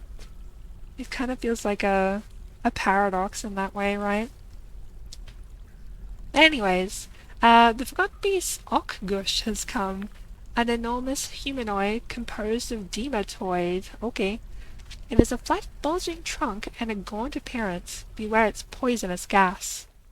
It can't get in the fort, but it sure is gonna run around down here and probably like die in a fight with bat people or the mole dogs, because the bat people have kind of been like destroying all of the forgotten beasts that show up down here. But I guess this one is just content with terrorizing mole dogs for some reason. Okay. Nebs at the Weaver sing by Famoot. I see, I see. Bedtime for you. It was nice bumping into your stream. Yeah, it was nice for you. It was nice having you here. Hope you had a good time. Good tasting games. You enjoyed checking out your designs. Sad you weren't going to see the cool trap golf, but you know it's going to work. Yeah, hopefully. See you whenever I see you, I guess. Have a good sleep. Alright, do you have everything you need? Seems like it.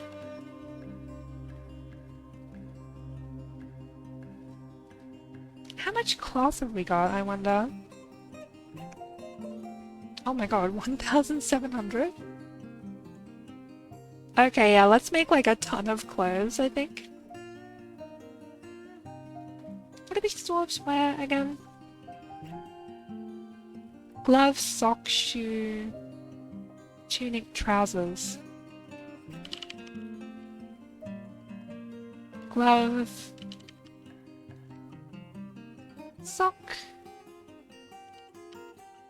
Shoe. Tunic. trousers. Let's just go like crazy. We have so much cloth, right? Just make infinite spare clothes. Actually, this is probably too many, right? I don't want to like completely overload my stockpiles as well, so... Oops. That'll do.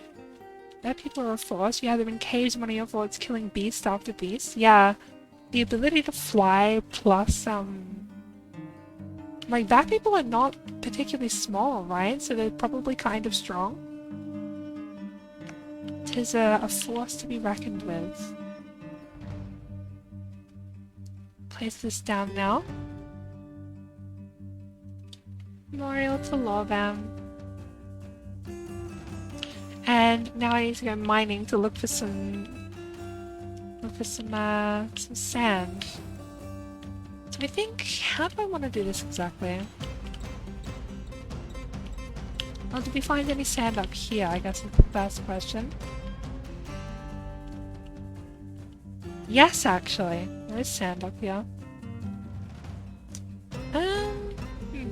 So I think I need...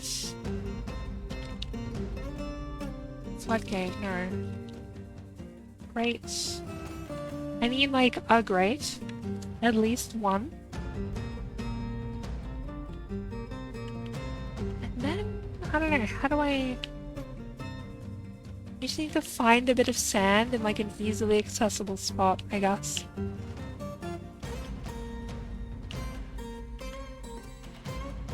So, like...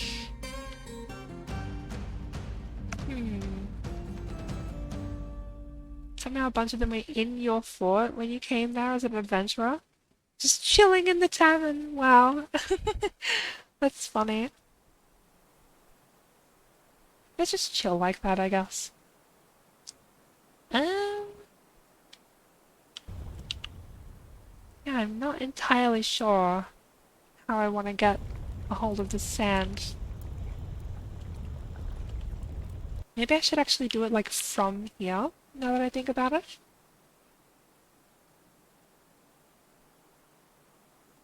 Because that way there's, like, an easy connection to the, to this spot, right? Do it from the other side, dwarves.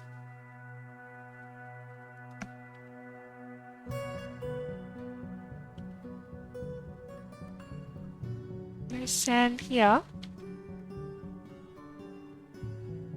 If I remove that though, can we like make sand somehow?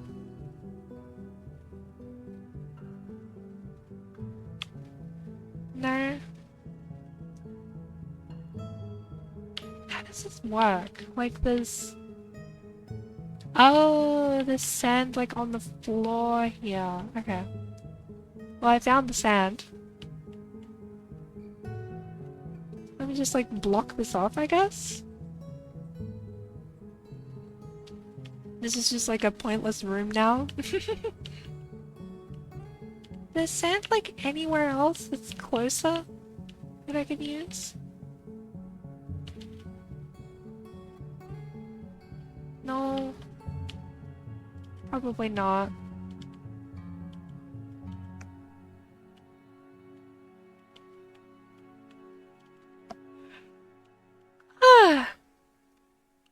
What happened is they got recognized by the game due to having notable kills. Oh. I guess that makes sense. Oop, sand. Sand there.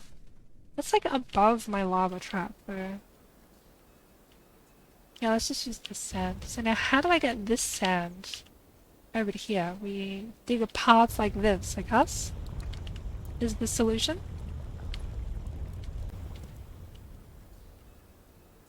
This is kind of like quite a trek through here to get the sand over to here, but like, it shouldn't be that big of a deal.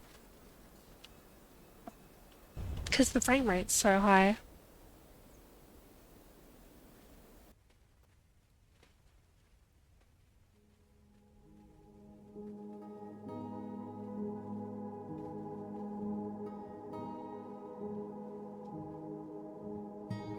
Batman, Spearman.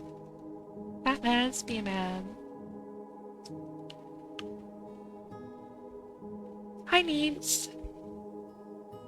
How's it going?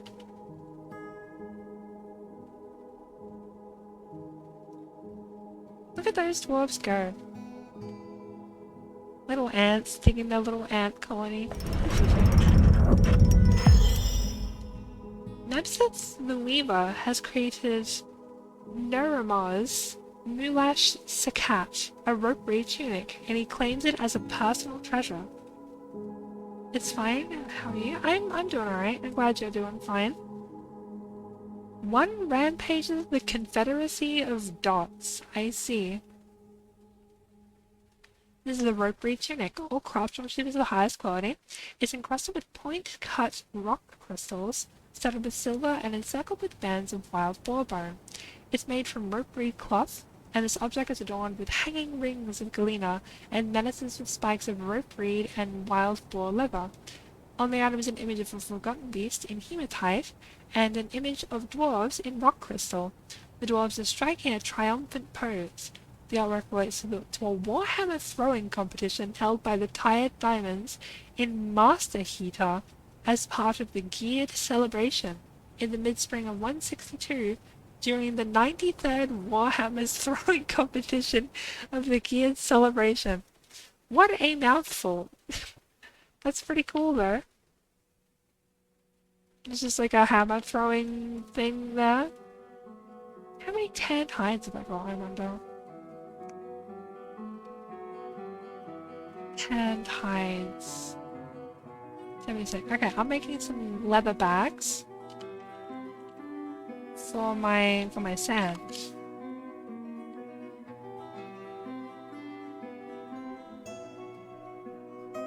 Now I should make the clothes. Very cool. And let's put that tunic on display over here. After the game saves, of course. Love historical competitions. Really, do you see them reference like that? Yeah, I think that's the first time I've seen one on an artifact, I think. Must be a peaceful world without trying to throw hammers around. As far as I'm aware, it's like relatively peaceful. Hasn't really been like much mention of necromancers or anything like that, so it's definitely not the worst world, right? There it is. Pop that on the pedestal.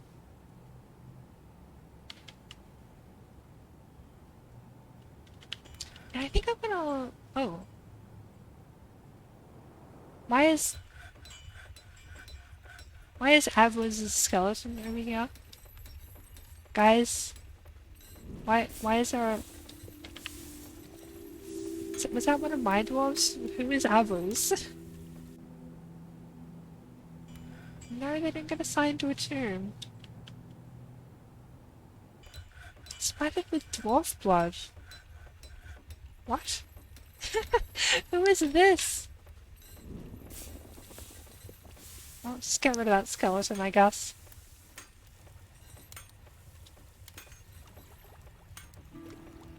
I have no idea what that is.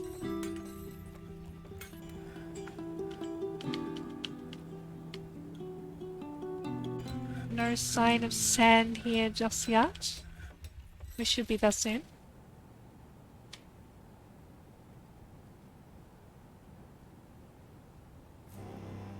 Ooh! Ooh, ooh, ooh, ooh, ooh. We get to test out the lava trap. A vile force of darkness has arrived, seeking a parley. How many of them are there is my question. Relatively small force here. They are goblins from the... no groups, huh? Mercenary goblins, I guess? Do you have a leader? The sins of fate. A civilization. Trap time, yeah, I guess so. I believe these are goblins from... where are they? Are they here? Sins of fate. Yeah, they're all the way up here. Interesting. Alright, well... yeah, I guess it's time then. Let's just like see if everything's kind of set up here. So let's shut the item retrieval door. And... no wait, don't I need that open so that the dwarves, so the goblins like can see that there's a way in? I think I do, right? Yeah, don't pull that lever yet. It's barely anything from Metropolis. Goblins must not be doing that well. Yeah, this is also the first, like, siege we've had in this fort, so... the fact that it took this long makes me think that they must be having trouble, I guess. Yeah, I guess things are set up. We just need to shut these doors. I think? Yeah.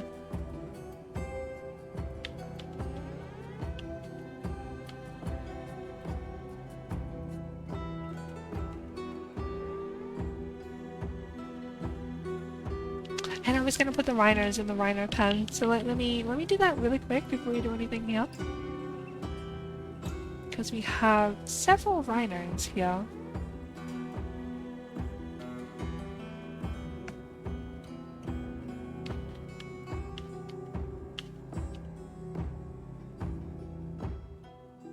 And I'll put the grate over this spot first. And then we'll start things up here. No, still need to keep digging.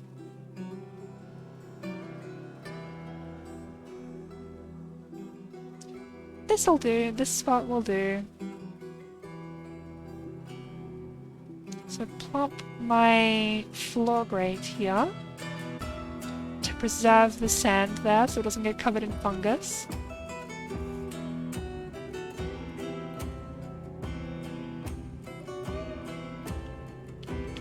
There's a pangolin over here. Hello, little pangolin. Front door is shut.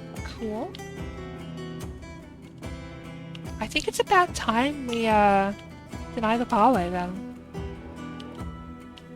Deny the parsnip. Deny. Here they come. They're in two little groups here, so we'll see how this goes.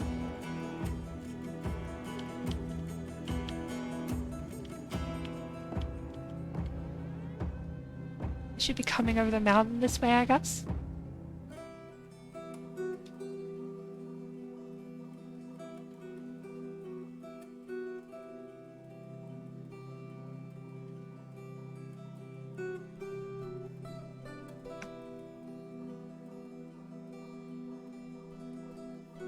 Any time now.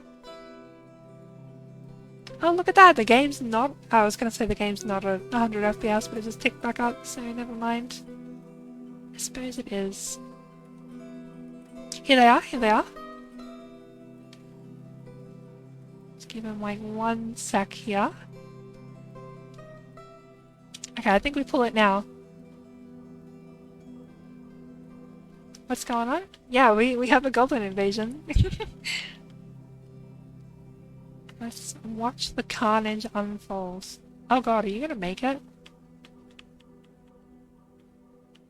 Should I like shut this door? Just in case? Probably.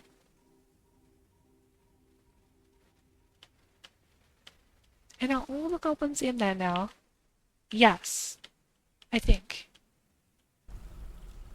Yeah, it looks like it. So I'm gonna shut this door as well.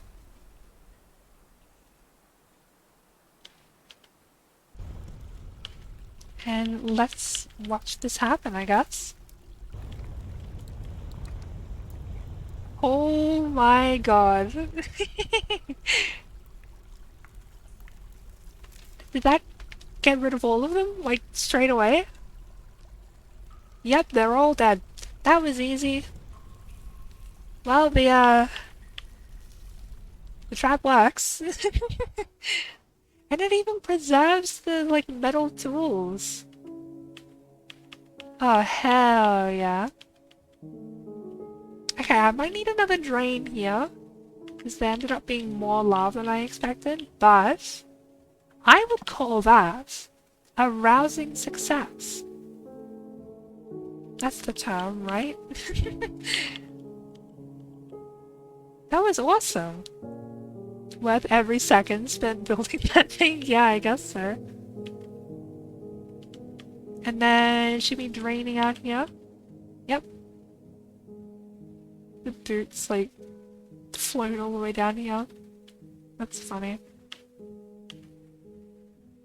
And then before my dwarves like go in and grab this stuff, I am gonna like set it all so it's ready to be smelted down, I guess. Ooh, look at this. Molten copper. Cool. So I guess like copper is to... like copper's melting point is low enough that it melts in the magma, but not the iron stuff, I guess?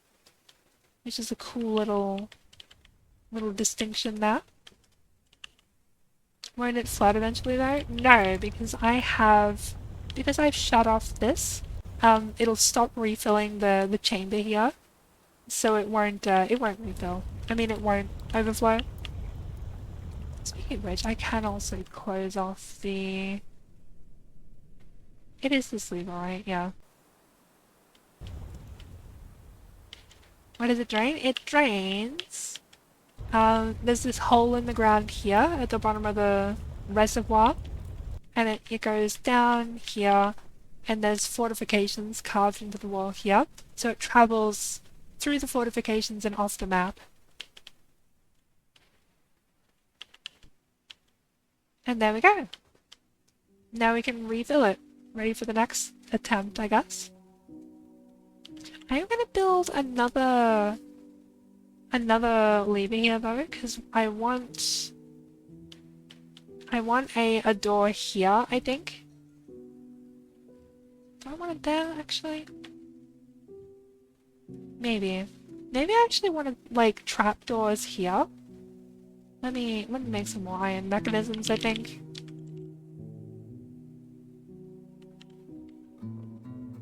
Charcoal and... smelt some hematite while we're at it. I think I'm going to put trapdoors here so that when they get to the end of the bridge, I can just like lock the trapdoors and they won't be able to make it down into this part of the fort. At least hopefully. So now all we gotta do is wait for it to drain. That's gonna refill.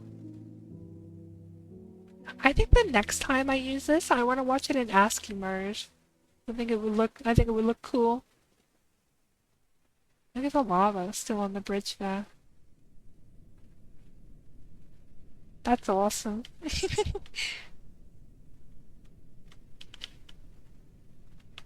Alright, it's all like layer 1 now, so it's just gonna sort of evaporate now, I guess.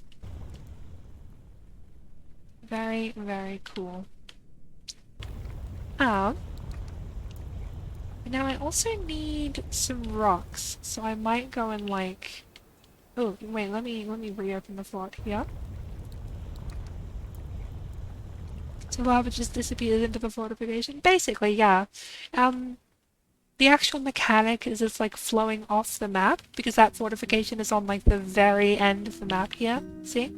It's like the very bottom of the map. But more or less it is just kind of like getting absorbed by the fortification, I guess.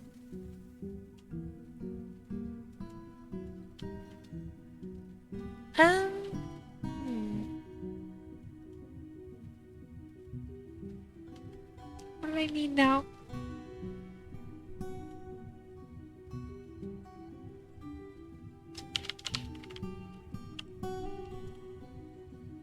Oh, and someone's pinging me. Let me look at this really quick.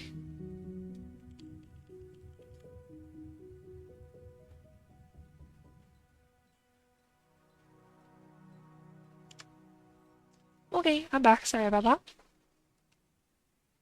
Masterpiece suck. I think we need to like go somewhere. We need to like mine somewhere, I think, because the dwarves are basically out of stone at this point, and they need some rocks. You can also do that with water, yeah. Hi, Alice. How are you doing?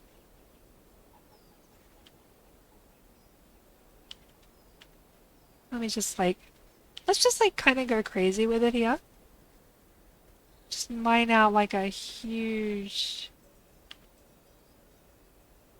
Just get like tons and tons of stone here. There we go. You doing okay? That's good. Basically, fortification is just like a sewer grate. Yeah, as long as the fortification is on the edge of the map, then yeah. It'll basically act like that. Oh, where is this? More andesite. Cool. So... Now I can go over here. Sand. Like a sand zone over here. And then I want a couple of stockpiles. Stockpile number 1 is going to be... I'm actually going to put this here. Like so. Make it a fairly large stockpile, I think. And this is furniture. I still don't understand why this is classified as furniture, but the sandbag. Any quality, any material.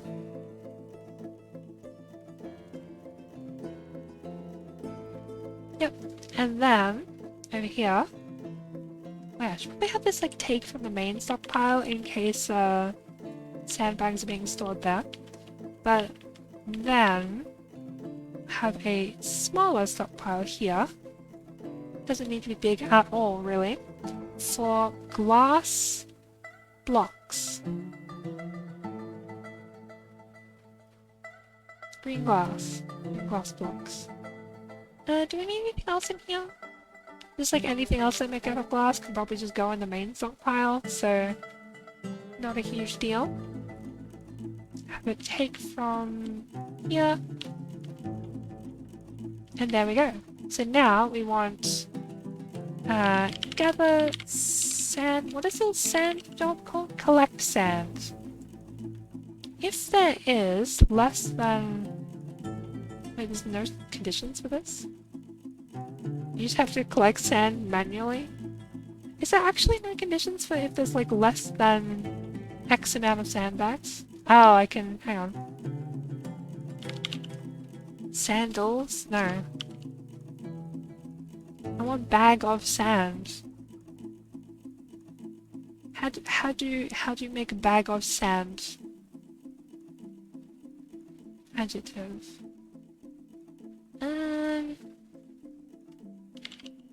Sand-bearing items? I think sandbags are classified as... Yeah, adjective containing sand. Thanks, Neebs. So if the number of sand-bearing items is less than... Let's just go with like, make a decently high number. Like how many spaces are in this stockpile? I actually don't know. Hang on. 1, 2, 3, 4, 5, 6, 7, 8, 9, 10, 11. I think it's 11 by 11. 1, 2, 3, 4, 5, 6, 7, 8, 9, 10, 11. 11 times 11 is 100 and something. My mental math is not great. Yeah, so 50 sandbags is probably fine. I might even do like, I don't know, 75 sandbags. So janky, it is a little janky. Oh, did I say Nijinsky? Sorry, I meant Neves, sorry. Both of your names start with N, so I just blended together in my head. Like sand. Oops.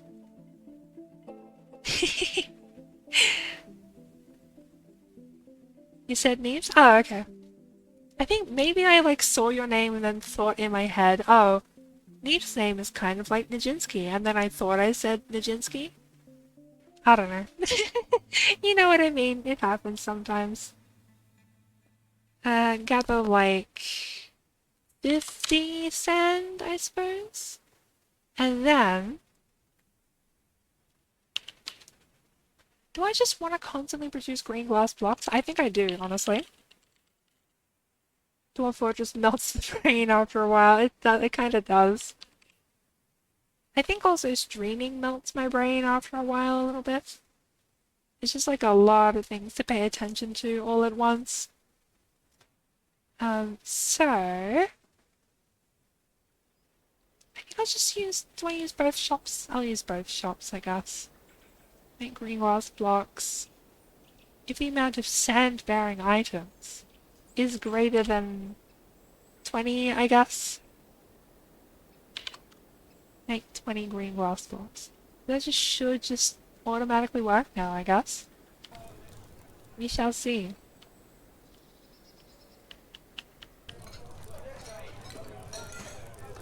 Lava's draining out of here very nicely.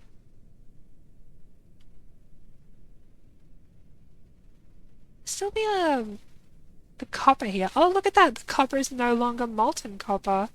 It is now just copper, because it's like, it's re-solidified now that it's out with the lava. That's so cool. I love that that's a thing that the game does. Needs to be CCVII. I don't know Roman numerals. What's C in Roman numerals? But yes, I will name a dwarf that. 206. Wow. You have a lot of dwarves. You like to be named a noble, right? 207th? Okay. Would you like coal? We've got a baroness here. Yes, please? Okay. Yeah. Coal, the baroness. Currently worshipping.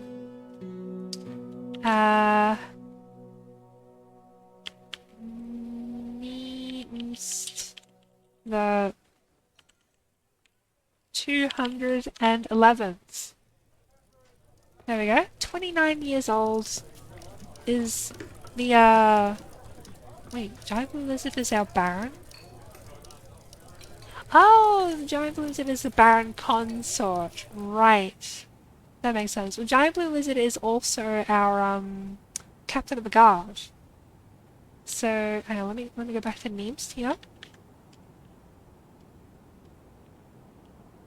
Oh my god, there we go. The Giant Blue Lizard is a Captain of Guard and is Neep's husband. She has great creativity, a great memory, a great feel for the surrounding space, willpower and a way with words, but she has a shortage of patience. She has a very calm demeanor, she is a pessimist, she forms strong emotional bonds with others, at times to her detriment.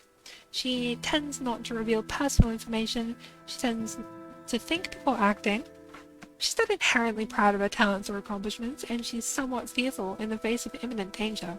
She likes to take it easy, she's slow to anger, she's not particularly interested in what others think of her, and she becomes very rigid when she's angry. She rolls her eyes when she's annoyed, she rarely speaks when she's annoyed. She needs alcohol to get through the working day and doesn't really care about anything anymore. She personally does not respect the law and doesn't see cooperation as valuable. She dreams of creating a great work of art.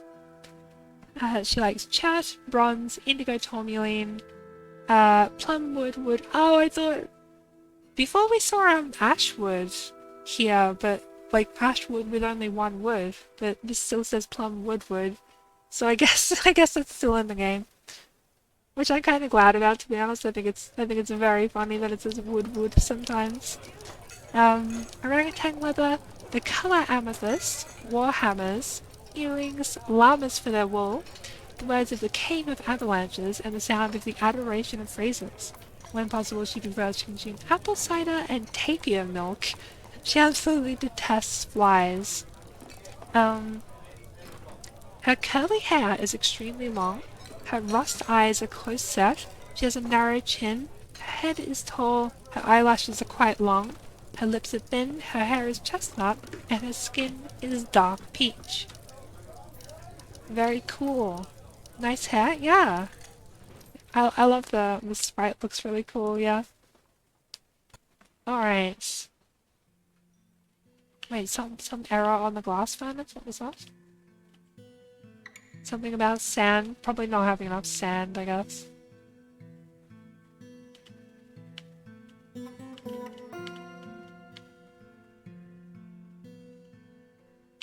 Are you gathering sand?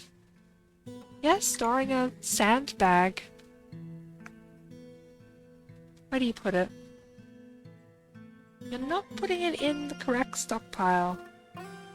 So where do you end up putting it? Here? And now someone's coming to move it again, I guess?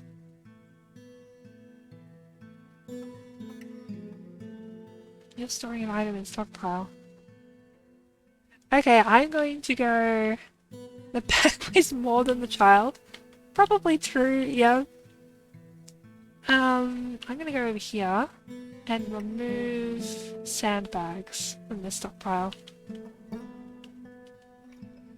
Just to shorten the trip. These unrotten, cookable, solid item. We're out of meat again. No way. Oh, we have plenty of meals now, right? How many meals have we got? 2,151 meals. This is a masterwork meal. Let's have a look at it. Rice beer roast. This is a stack of 88 superiorly prepared rice beer roast. The ingredients are masterfully minced Dwarf from meat, superiorly minced rice beer. I don't think you can mince rice beer, but you know, sure. Superiorly minced rice beer and finely minced rice beer. That sounds horrible. It's just beer and Dwarf from meat. But sure, whatever, Dwarf. It's a lavish meal, I guess. If you say so.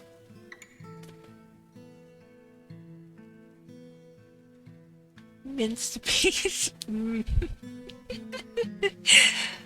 Drags knife through puddle of alcohol. Yeah. I love my minced beer with more minced beer. Yeah, the minced beer really brings out the flavors in the minced beer, I think.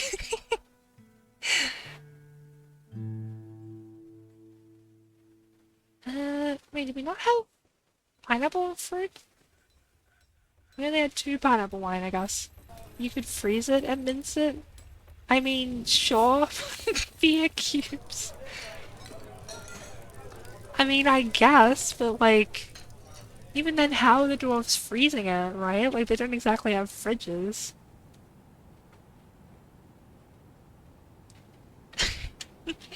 That's funny. Are there any other, like, funny meals in here? This is superiorly minced elephant meat, minced elephant meat, minced elephant meat, and minced rice beer. It's worth 33,000 dwarf bucks. Oh my god. Remember when they, like, nerfed how much money meals cost? I think they might need to do that again, maybe. Food prices are broken, yeah.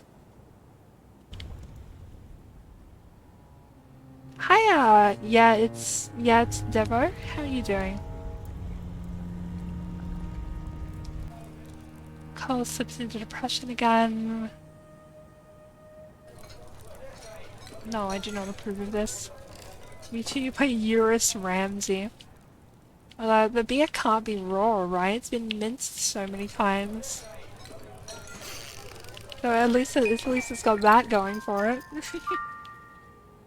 Kogan the pump operator is given back to a girl. We are now at 151 dwarves. We have as many dwarves as there are Gen 1 Pokemon, I guess. Magma clearing up? Yeah, look at that. Magma's like pretty clear now.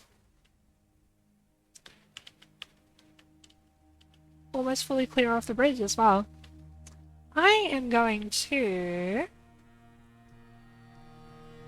open the door here and let the dwarves go and melt that stuff.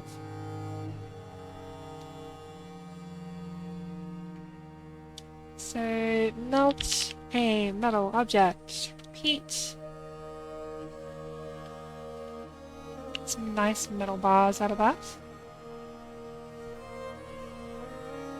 There's all that sand, very cool. You're new to Dwarf, you have no idea what's happening? Well, feel free to ask any questions if you want. And I'll do my best to answer. Free metal, yep, that's one of the only ways to get metal, I think, if your fort starts on a location that doesn't have any. It's just like scrap it off of raiders. Needs melt designated item. But they're right here, right? What's stopping them from accessing that? Nothing, I think. Oh, they're all forbidden. Right. Unforbid all of that, and try again, if you would please.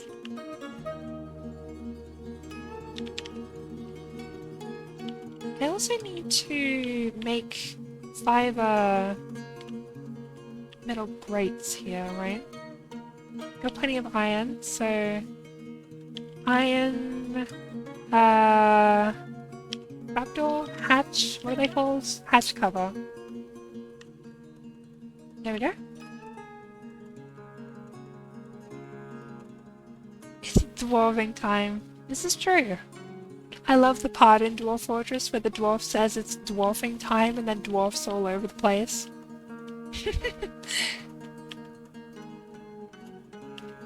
Look at him go, expertly navigating the lava pools. Can they actually melt this, I wonder? Are you carrying it now? No, I think the copper just like disappeared as soon as Methog here tried to pick it up. Jobs removed from unpowered glass furnace. Huh? Is there not enough magma here? Do we not have enough flow or something? What's the issue? Well, that should be easy enough to fix, I guess.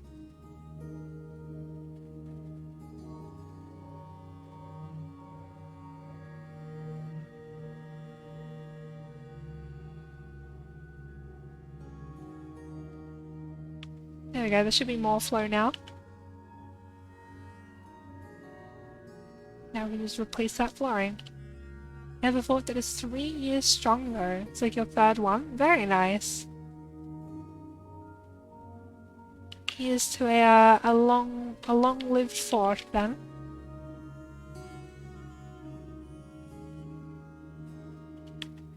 Is this gonna make enough magma flow? No? What do you mean magma? Why is the magma item form? Weight 1, value 1, this is a magma? Huh? What do you mean this is a magma? That's funny.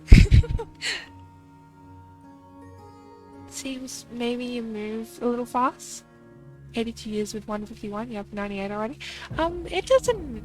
There is no, like, fast or slow, it's just like, whatever pace you want to go at.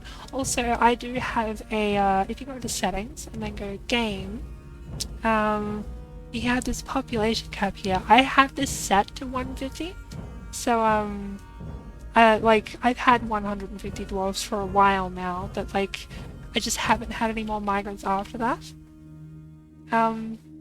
But I don't feel like there's a particular pace you need to go at. Just go at whatever pace you feel like works for your fortress, I guess.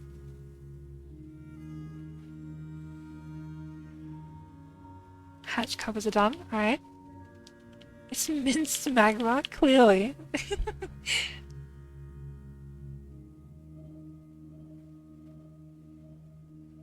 Put those there.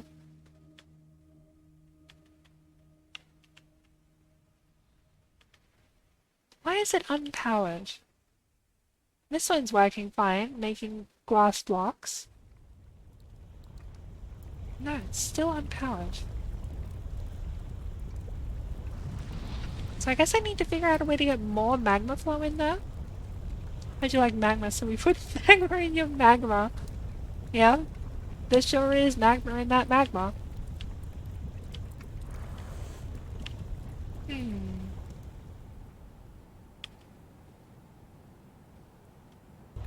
exactly know how I would do that.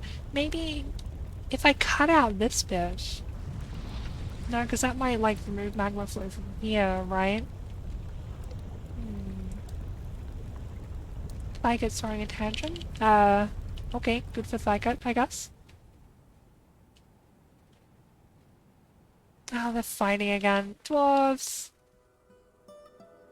Don't fight! Okay, no one's in hospital, it's probably fine. How many magma does it take to make a magma? That's actually a good question. Like, if you stacked up a bunch of magma here, would it turn into another, like, tile of liquid magma? I don't know. Dwarven science must be done. Though I don't even know how this magma, like, formed in the first place, so, like, I wouldn't be able to figure that out at all.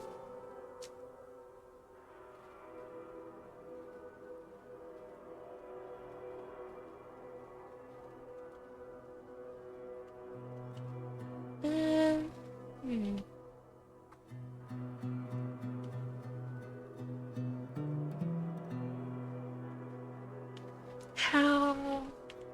How does one increase magma flow? Is it maybe fine now?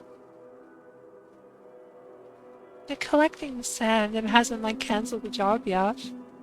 So maybe it's fine? No, jobs removed from unpowered blast furnace. Hmm.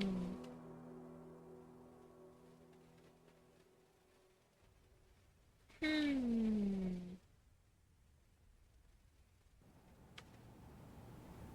I wonder if I could like... No. Hmm.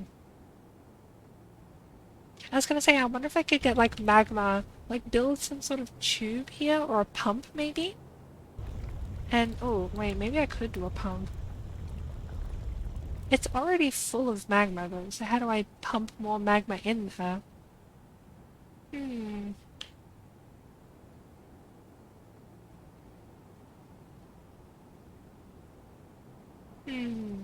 Maybe build a pump like here, right? It pumps magma through like a tube here. It goes down a layer and then just like dumps it directly here in a way that would be safe. Yeah, pump magma from another level. Something like that, maybe. I'm kind of regretting not setting up a way to like shut off this magma now so that I can like come through and modify this, but whatever. It is what it is. I would also need a way to power that, right? Because I don't really have like flowing water here.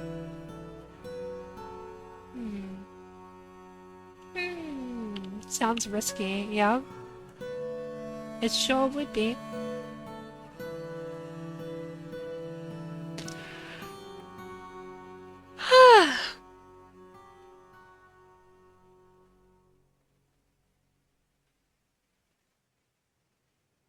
Maybe if I just like connected this like directly here, but I don't know. Just running around with flowing magma. What could possibly go wrong? Surely nothing, right? Where's magma entry? Right here, just from the volcano. It goes through here, and then on the floor above, there's the furnaces. If that's what you mean by magma entry. Does that bro have a crown? Probably. A lot of my dwarves have crowns, I guess. Yeah, like this one. Look at those brows. Yeah, they all have like yak bone crowns and like various other sorts of bone crowns. Because I have a lot of elephant bones and stuff. Have a pump take it directly from Magma Lake. It's probably doable, but like, I also need a way to power the pump, right?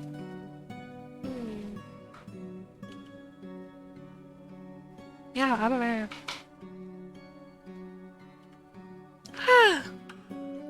Let's make some more lead bins while I'm at it.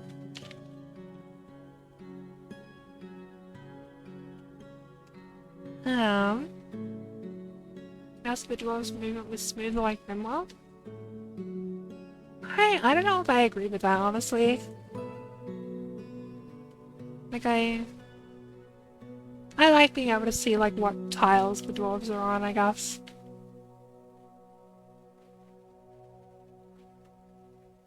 I think it's cool like this, but, you know.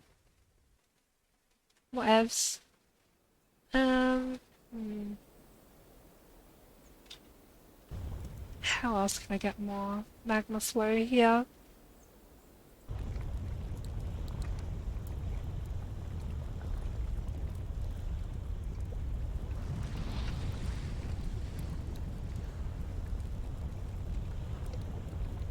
Okay, hear me out, right?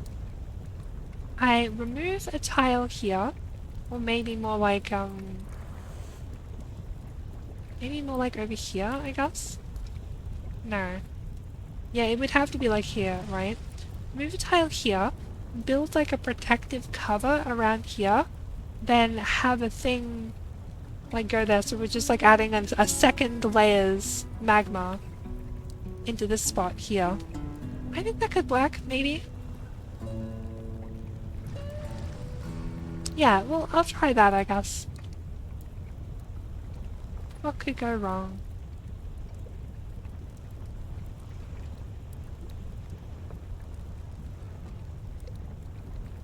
There's my Gabbro. There it is. Hmm.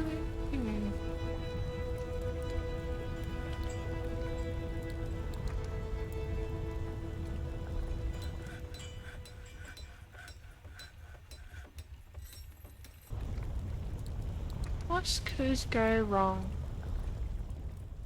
Are those are indeed rhinos, yeah. What are you trying to do with the magma? I am getting more magma in this tunnel here, so that these magma forges are properly powered.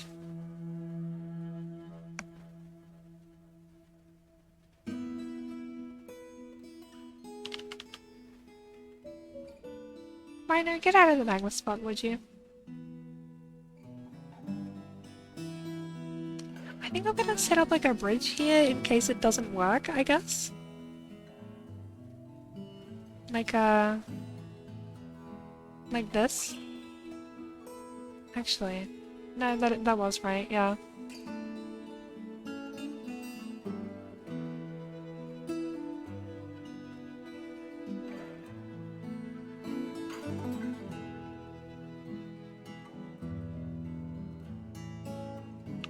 Something like that, I guess. Construction inactive. Can they not stand there? Huh. I guess they can't stand there. Oh, they just can't stand it.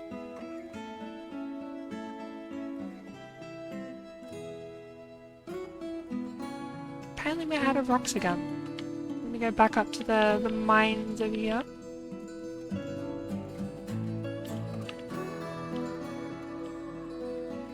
Grab some more stone. If you wouldn't mind, dwarves. Actually, I quite like the color of this brown stone. Let's grab some of that.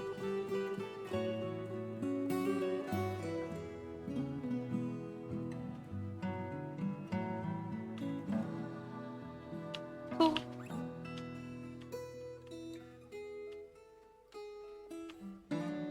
So now I can place a little Gabbro block there. And then link this to there.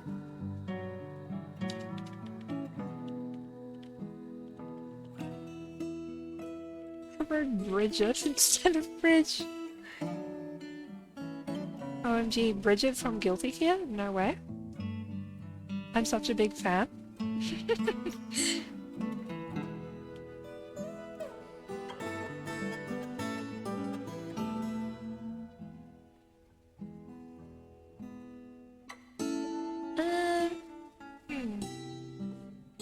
That's now built and linked to this, I assume? Yeah. Brisket from Guilty Gear? No way. Breakfast from incriminated cog.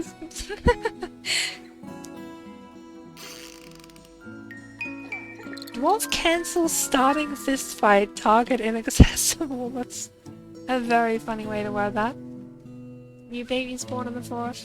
So I think what I'm gonna do here is temporarily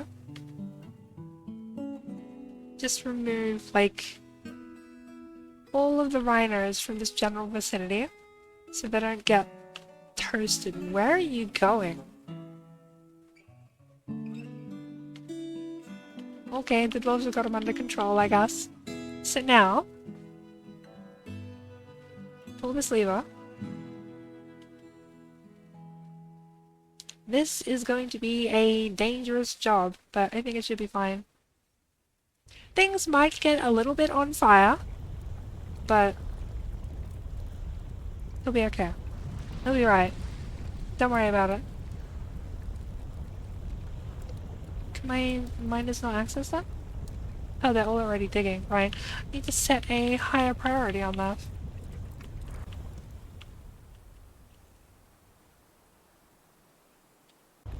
Alright. Here we go.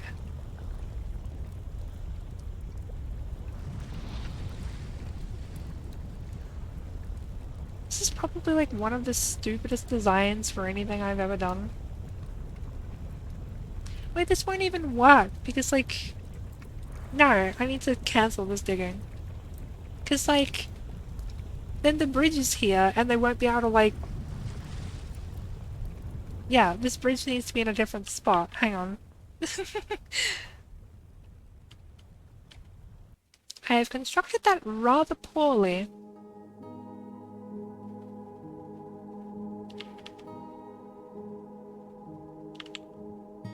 It's gonna work, I swear. Maybe. It might work, maybe. So then I'll put... Copper flooring here. The dwarves are so cooked. They might be a little bit cooked. I'm sure. Look. I think the worst that'll happen is one dwarf will die. Which is a sacrifice I am willing to make. So now, rebuild the bridge here.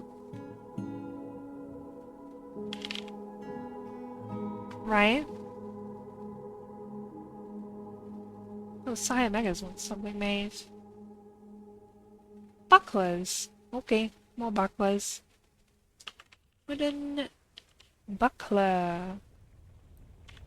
3 of those, please. Sacrificial pawn for the greater good. Sacrificial good for getting 1 glass furnace to function better. Truly, the greatest job. Link lever.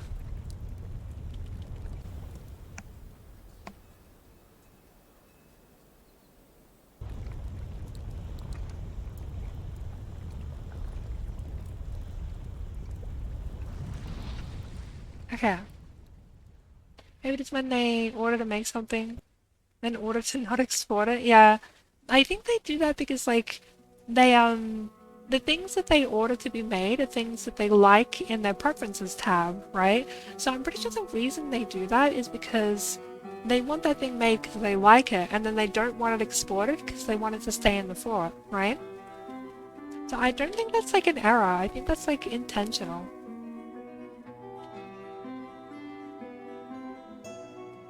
Okay, so this is now linked to that. So now we mine this.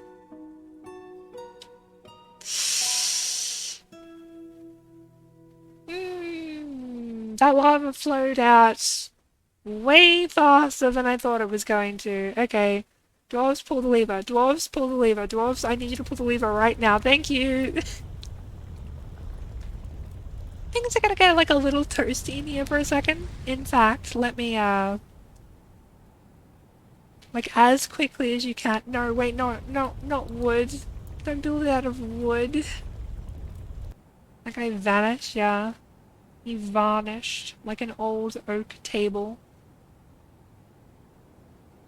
I'm just gonna do this and block in Quaystone. Sure. Hopefully the fire doesn't spread fast enough because I don't want the rhinos to get burnt. Go, dwarves. The dwarves in there are going to be locked in there for a bit, but it's fine. Just need to wait until the fire goes out. Hey, at least these picks survived, I guess. That's something.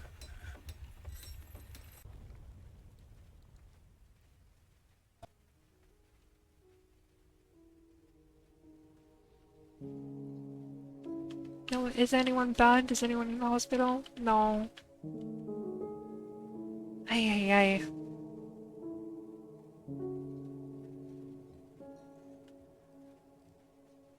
Okay, are the fires out now?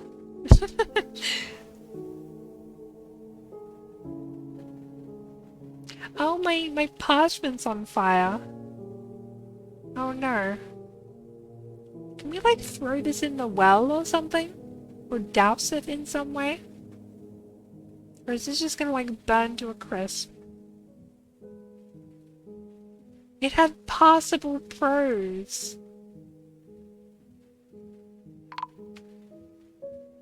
Yeah, Ernal's been missing for a week. Okay. Whoopsies.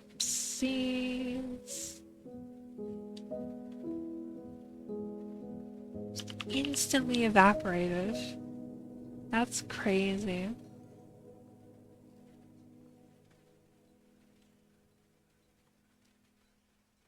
Oh, these dwarves are thirsty. Okay. You can struck these walls now. Better make a statue of that miner. Maybe. I am making him what's it called? A slab. Honestly, I think I'm gonna like put statues here. Yeah, let's do that. Why not? So Uvash, Emmet, Mafrol. Make a statue for them. Iron statue. Wait, do we have golds, right? How much gold have we got? Brass, actually? Yeah, let's make brass statues. Why not? Brass statue. For Uvash, Emmet, Mafrol.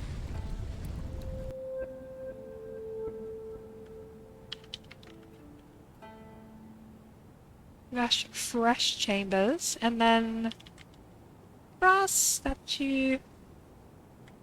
Another one for Onol Alath Olin. Alath Olin. There we go. We can put those in the in this room here, along with the other ones.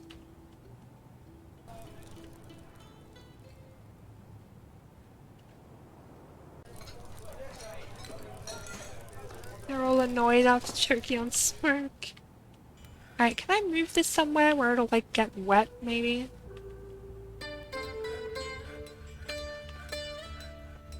Can I throw it in the stagnant pool somehow? Wait, no, I totally could. Hang on. I have an idea. I have an idea. Do I have a spare pedestal lying around? No. Make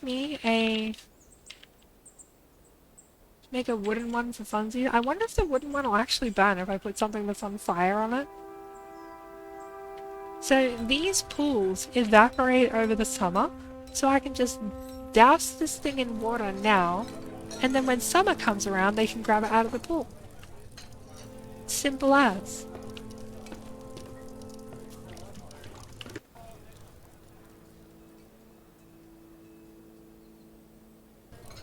Cyamagus wants more bucklers, 3 more bucklers even.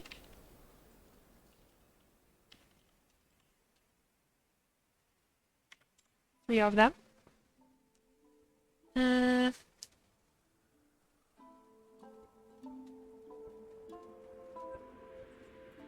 Alright. So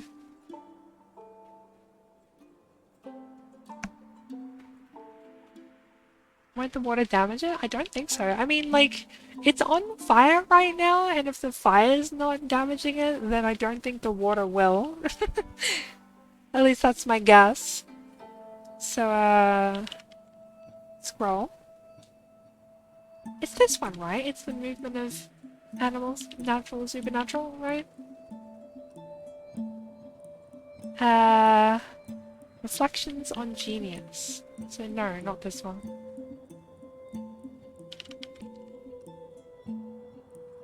Wait, where is it?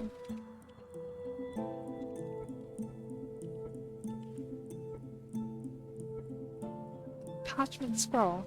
Reflections on genius. Huh? Here it is! Knuckleworm parchment scroll. Why does that not show up when I assign it here?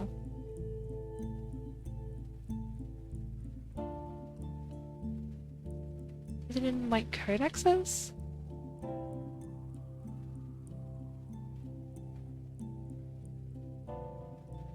No.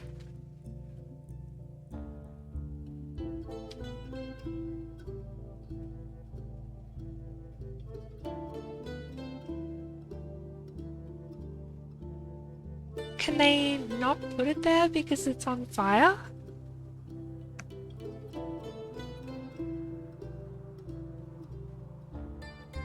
And then when you pump lava out of there, as if you can be one level above top level lava and pump it into a hole. I'm not sure what you're referring to, sorry.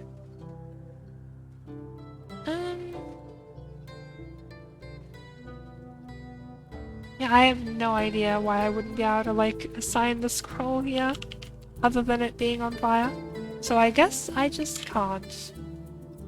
In that case, new plan.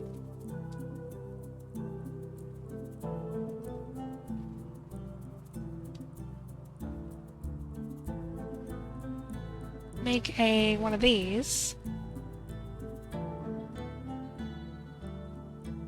Sheet?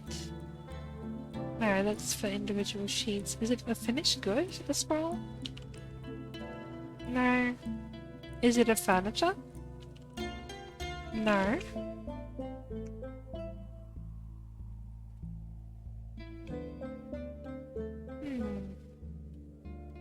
Do I maybe have to, like, make a library? Like, put a bookshelf here, and then they'll, like, put all the books in there?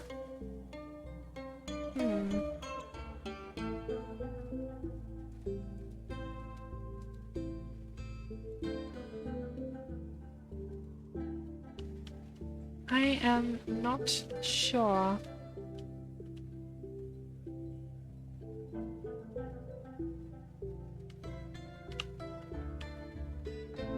Does anyone have any other ideas of how I would get a scroll there? No, I can't place it there because I can't place a bookshelf there because it's outside, right?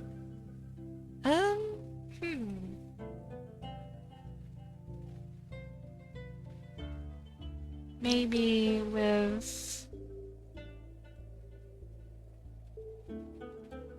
Maybe dump water on it? Oh, I guess I could just make like a water dumpster, right? I kind of forgot those were a thing. That's so much easier. Alright. No, not water source. Pit pond. Here. Water. Did they have to be on the layer above? I don't remember. They might have to be on the layer above. Let's see. Is anyone currently dumping water? Fill pond. No one's currently doing it though. So I wonder if I probably do have to do it from above, right? So let's just like dig a channel here. We can fill in this hole later. Okay. Now, pit pond here. Water.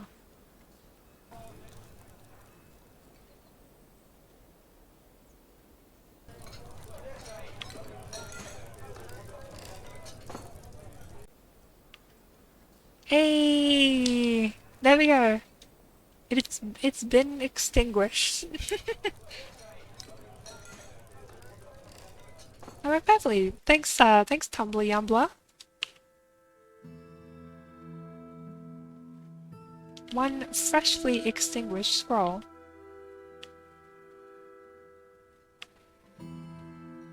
Now, next problem is I might have to move this magma smelter to make room for this forge as well.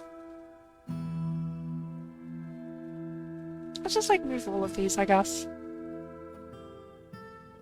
Bauxite blocks. I remember that. Stop throwing tantrums. I just saw that bag get thrown. It'll be hard to read now, a little crunchy. I'm sure it's fine. Probably. What is a knuckleworm, actually? If it's knuckleworm parchment, maybe it doesn't burn well. Knuckleworm. Knuckleworm is a dwarf foot original creature. It's an above-ground biome found in any evil area that's not freezing. It causes nearby food to rot. They're tied with the fox squirrel as the most valuable of all vermin. I didn't know this. Huh. Pet value of 100. Some dwarves like knuckleworms for their knobs and angles and their cracks and pops. That's awful.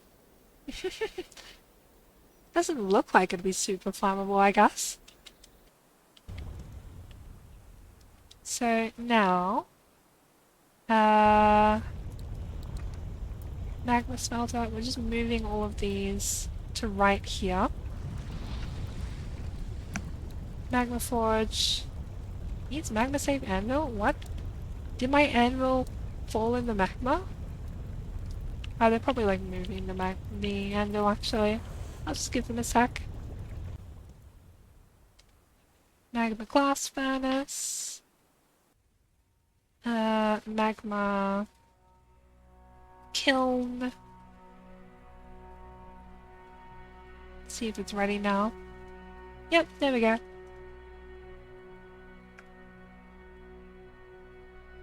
Oh god, someone's back in hospital. Dwarves, why are you killing each other? Stop it. Why are you so mean?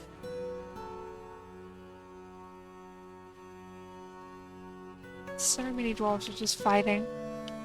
Well, speaking of dwarves that are fighting, let's put these dwarves to rest now. Uvash and Ernal.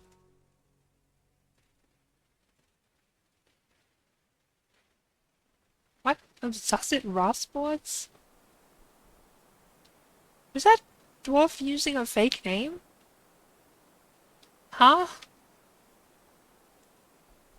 Okay, correct me if I definitely set the, like, historical figure of that statue to the right dwarf, right? Right? I'm almost positive I did.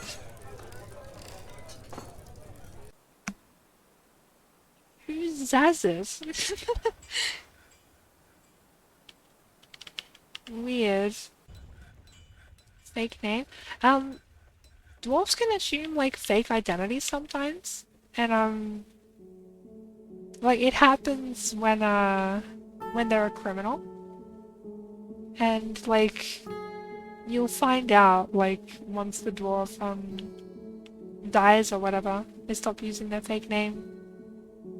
Well, not when they die, sorry, when they, like, if you interrogate them, or I guess when they die as well?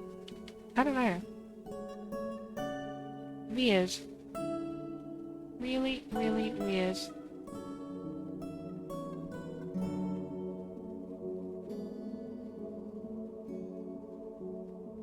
I'm almost positive I selected the right dwarf though, so I don't know what's up with this. Who's Zazit? Arnold? Oh, because Zazit is like a second dwarf in the design of the statue. And Arnold is like... So the statue is named after someone else, even though it's Arnold's statue. Weird.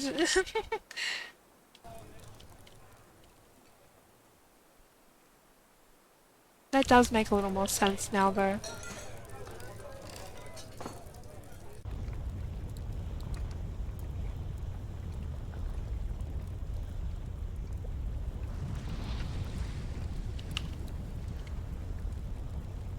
Alright, now let's allow the rhinos full reign of their pen again.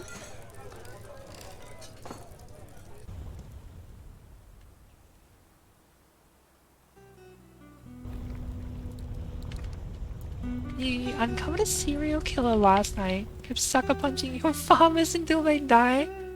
Like in the whole of the solitary confinement. Wow.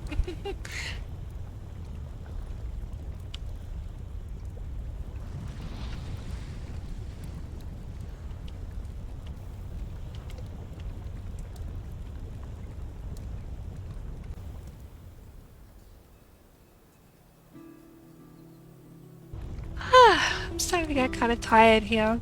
Might think about ending stream soonish, maybe.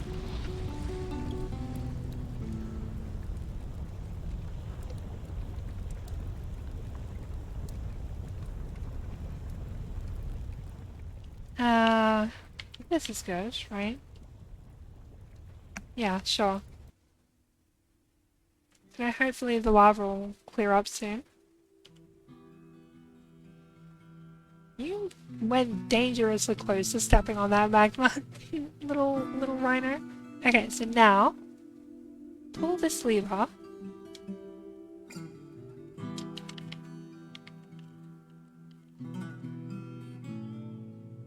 So hopefully this will add enough lava into this tube here that these furnaces will start to work. Hopefully. I do be eepy, it's true. The Eeper. Bemble the diagnostician is taken by a fey mood. I need more pedestals. Clean the stoneworker's workshop.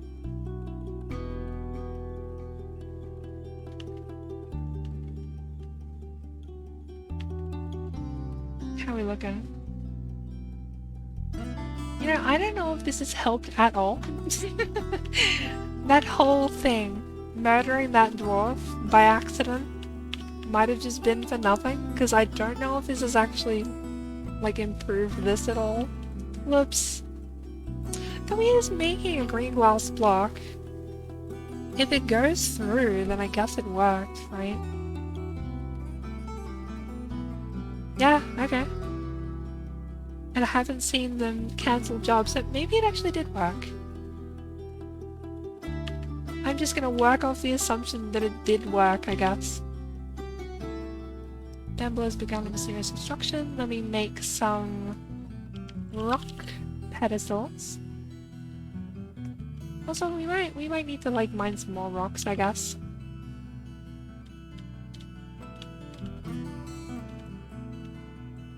Let's go,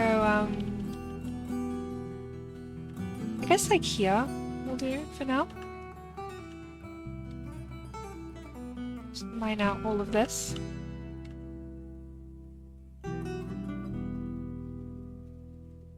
That'll do.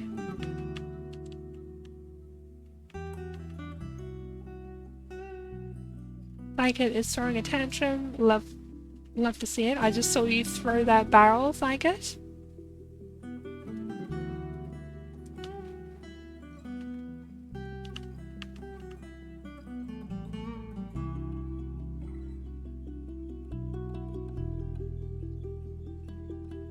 Glass block? There it is. So eventually we'll fill in this hole with green glass blocks, and it should really bring Sire Megas' mayor's office together, I think. Oh, also, I can now cross glass industry and the magma trap off my to-do list. Hell yeah, very satisfying. So that just leaves, we need a few more bedrooms, better trade depot, the Baroness's quarters, and then we can finally start working on the vault, assuming nothing else comes up. What a thought, actually being able to work on the vault.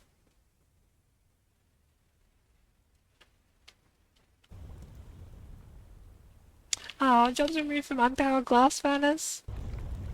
For real? Doesn't work. The Bumblebee Diagnostician has created Udeshlased? Rodamaton. Udeshlased Rodamaton. An anti-scepter, any opposite to the Learned Vault. And the game is saving.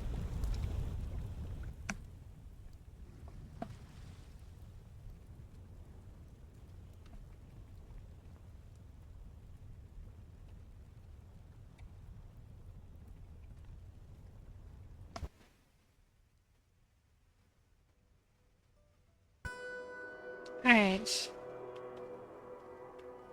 How disappointing.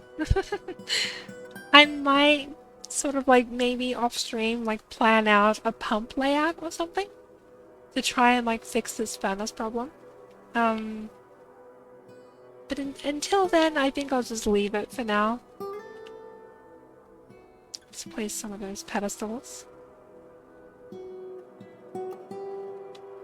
Like so. Alright, let's check out that artifact. Skin marks the Bold Planet. Cool, awesome name. This is an andesite scepter. All craft ships of the highest quality is encrusted with oval andesite cabochons, decorated with Dwarf leather and alpaca wool, and encircled with bands of rectangular andesite cabochons, willow and octagon-cut purple spinels. So like menaces with spikes of white opal, and on the item is an image of rambutan trees in peridot. On the item is an image of Iton Green Fortress, Green Fortress is the Dwarf, and Zazit Raspors, the Dwarf in Limewood. Iton Great Fortresses is making a plaintive gesture. Zazit Raspors is striking a menacing pose. The artwork relates to the mortal wounding of the dwarf Iton Great Fortresses by the dwarf Zazit Raspors in Swordscorn in the midsummer of 181. I think that actually might be the same Zazit that's on this statue. Yeah, Zazit Raspors. It's one of my dwarves that's been throwing tantrums and killing people, I guess. Wacky stuff. Oh shit! The Granite Guild has many members in Swordscorn and now requires a guild hall. Stoneworker Guild. Well, I'll add that to the list, I guess. As soon as I take something off the list, something is added back on. So I guess I might sort of end stream here-ish, I guess. Scepter. There's like a slight delay on opening the stocks menu now. Not the stocks menu, the item placing menu, so I guess we're starting to get quite a few items in the fort. Whoa. Snapchat? Huh. The sprites look cool. Look at them with the little cloaks and hoods. Neat.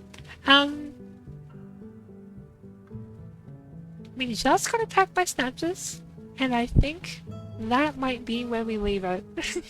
We can deal with the snatches next time, I guess. So I'll save here. Yeah, thanks for being here, everyone.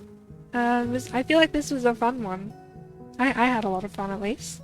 So yeah, I'll be back at some point to continue streaming this fort, and in early February, when the Monster Hunter Wilds beta comes out, I'll probably stream that as well. So yeah, like as long as I have time, I'll stream it. So I guess I'll see you all then, I guess. Let's see if there's anyone I can raid. I could try and raid Nijinsky, but I think they have raids disabled. if I remember correctly. Let's see. No, we can raid Nijinsky. Alright, perfect. They're playing Dwarf as well, so go watch some of that, I guess. You'll look forward to that? Hell yeah. It's a very reassuring, honestly, that, like, there's at least some people who watch me that also like Monster Hunter. Because, it's fun to, like, have people, like, as much as, like, streaming is, like, a thing, like, for me, like, I stream for my own sort of, like, self-improvement sort of stuff. Like, there's reasons I have for streaming. But it is also nice to have people to talk to in chat, you know? So it's nice to know that if I do stream Monster Hunter, there will probably still be people to talk to. So thank you for that. And yeah, go say hi to Nijinsky, and I'll see you all next time. Yeah. Bye-bye.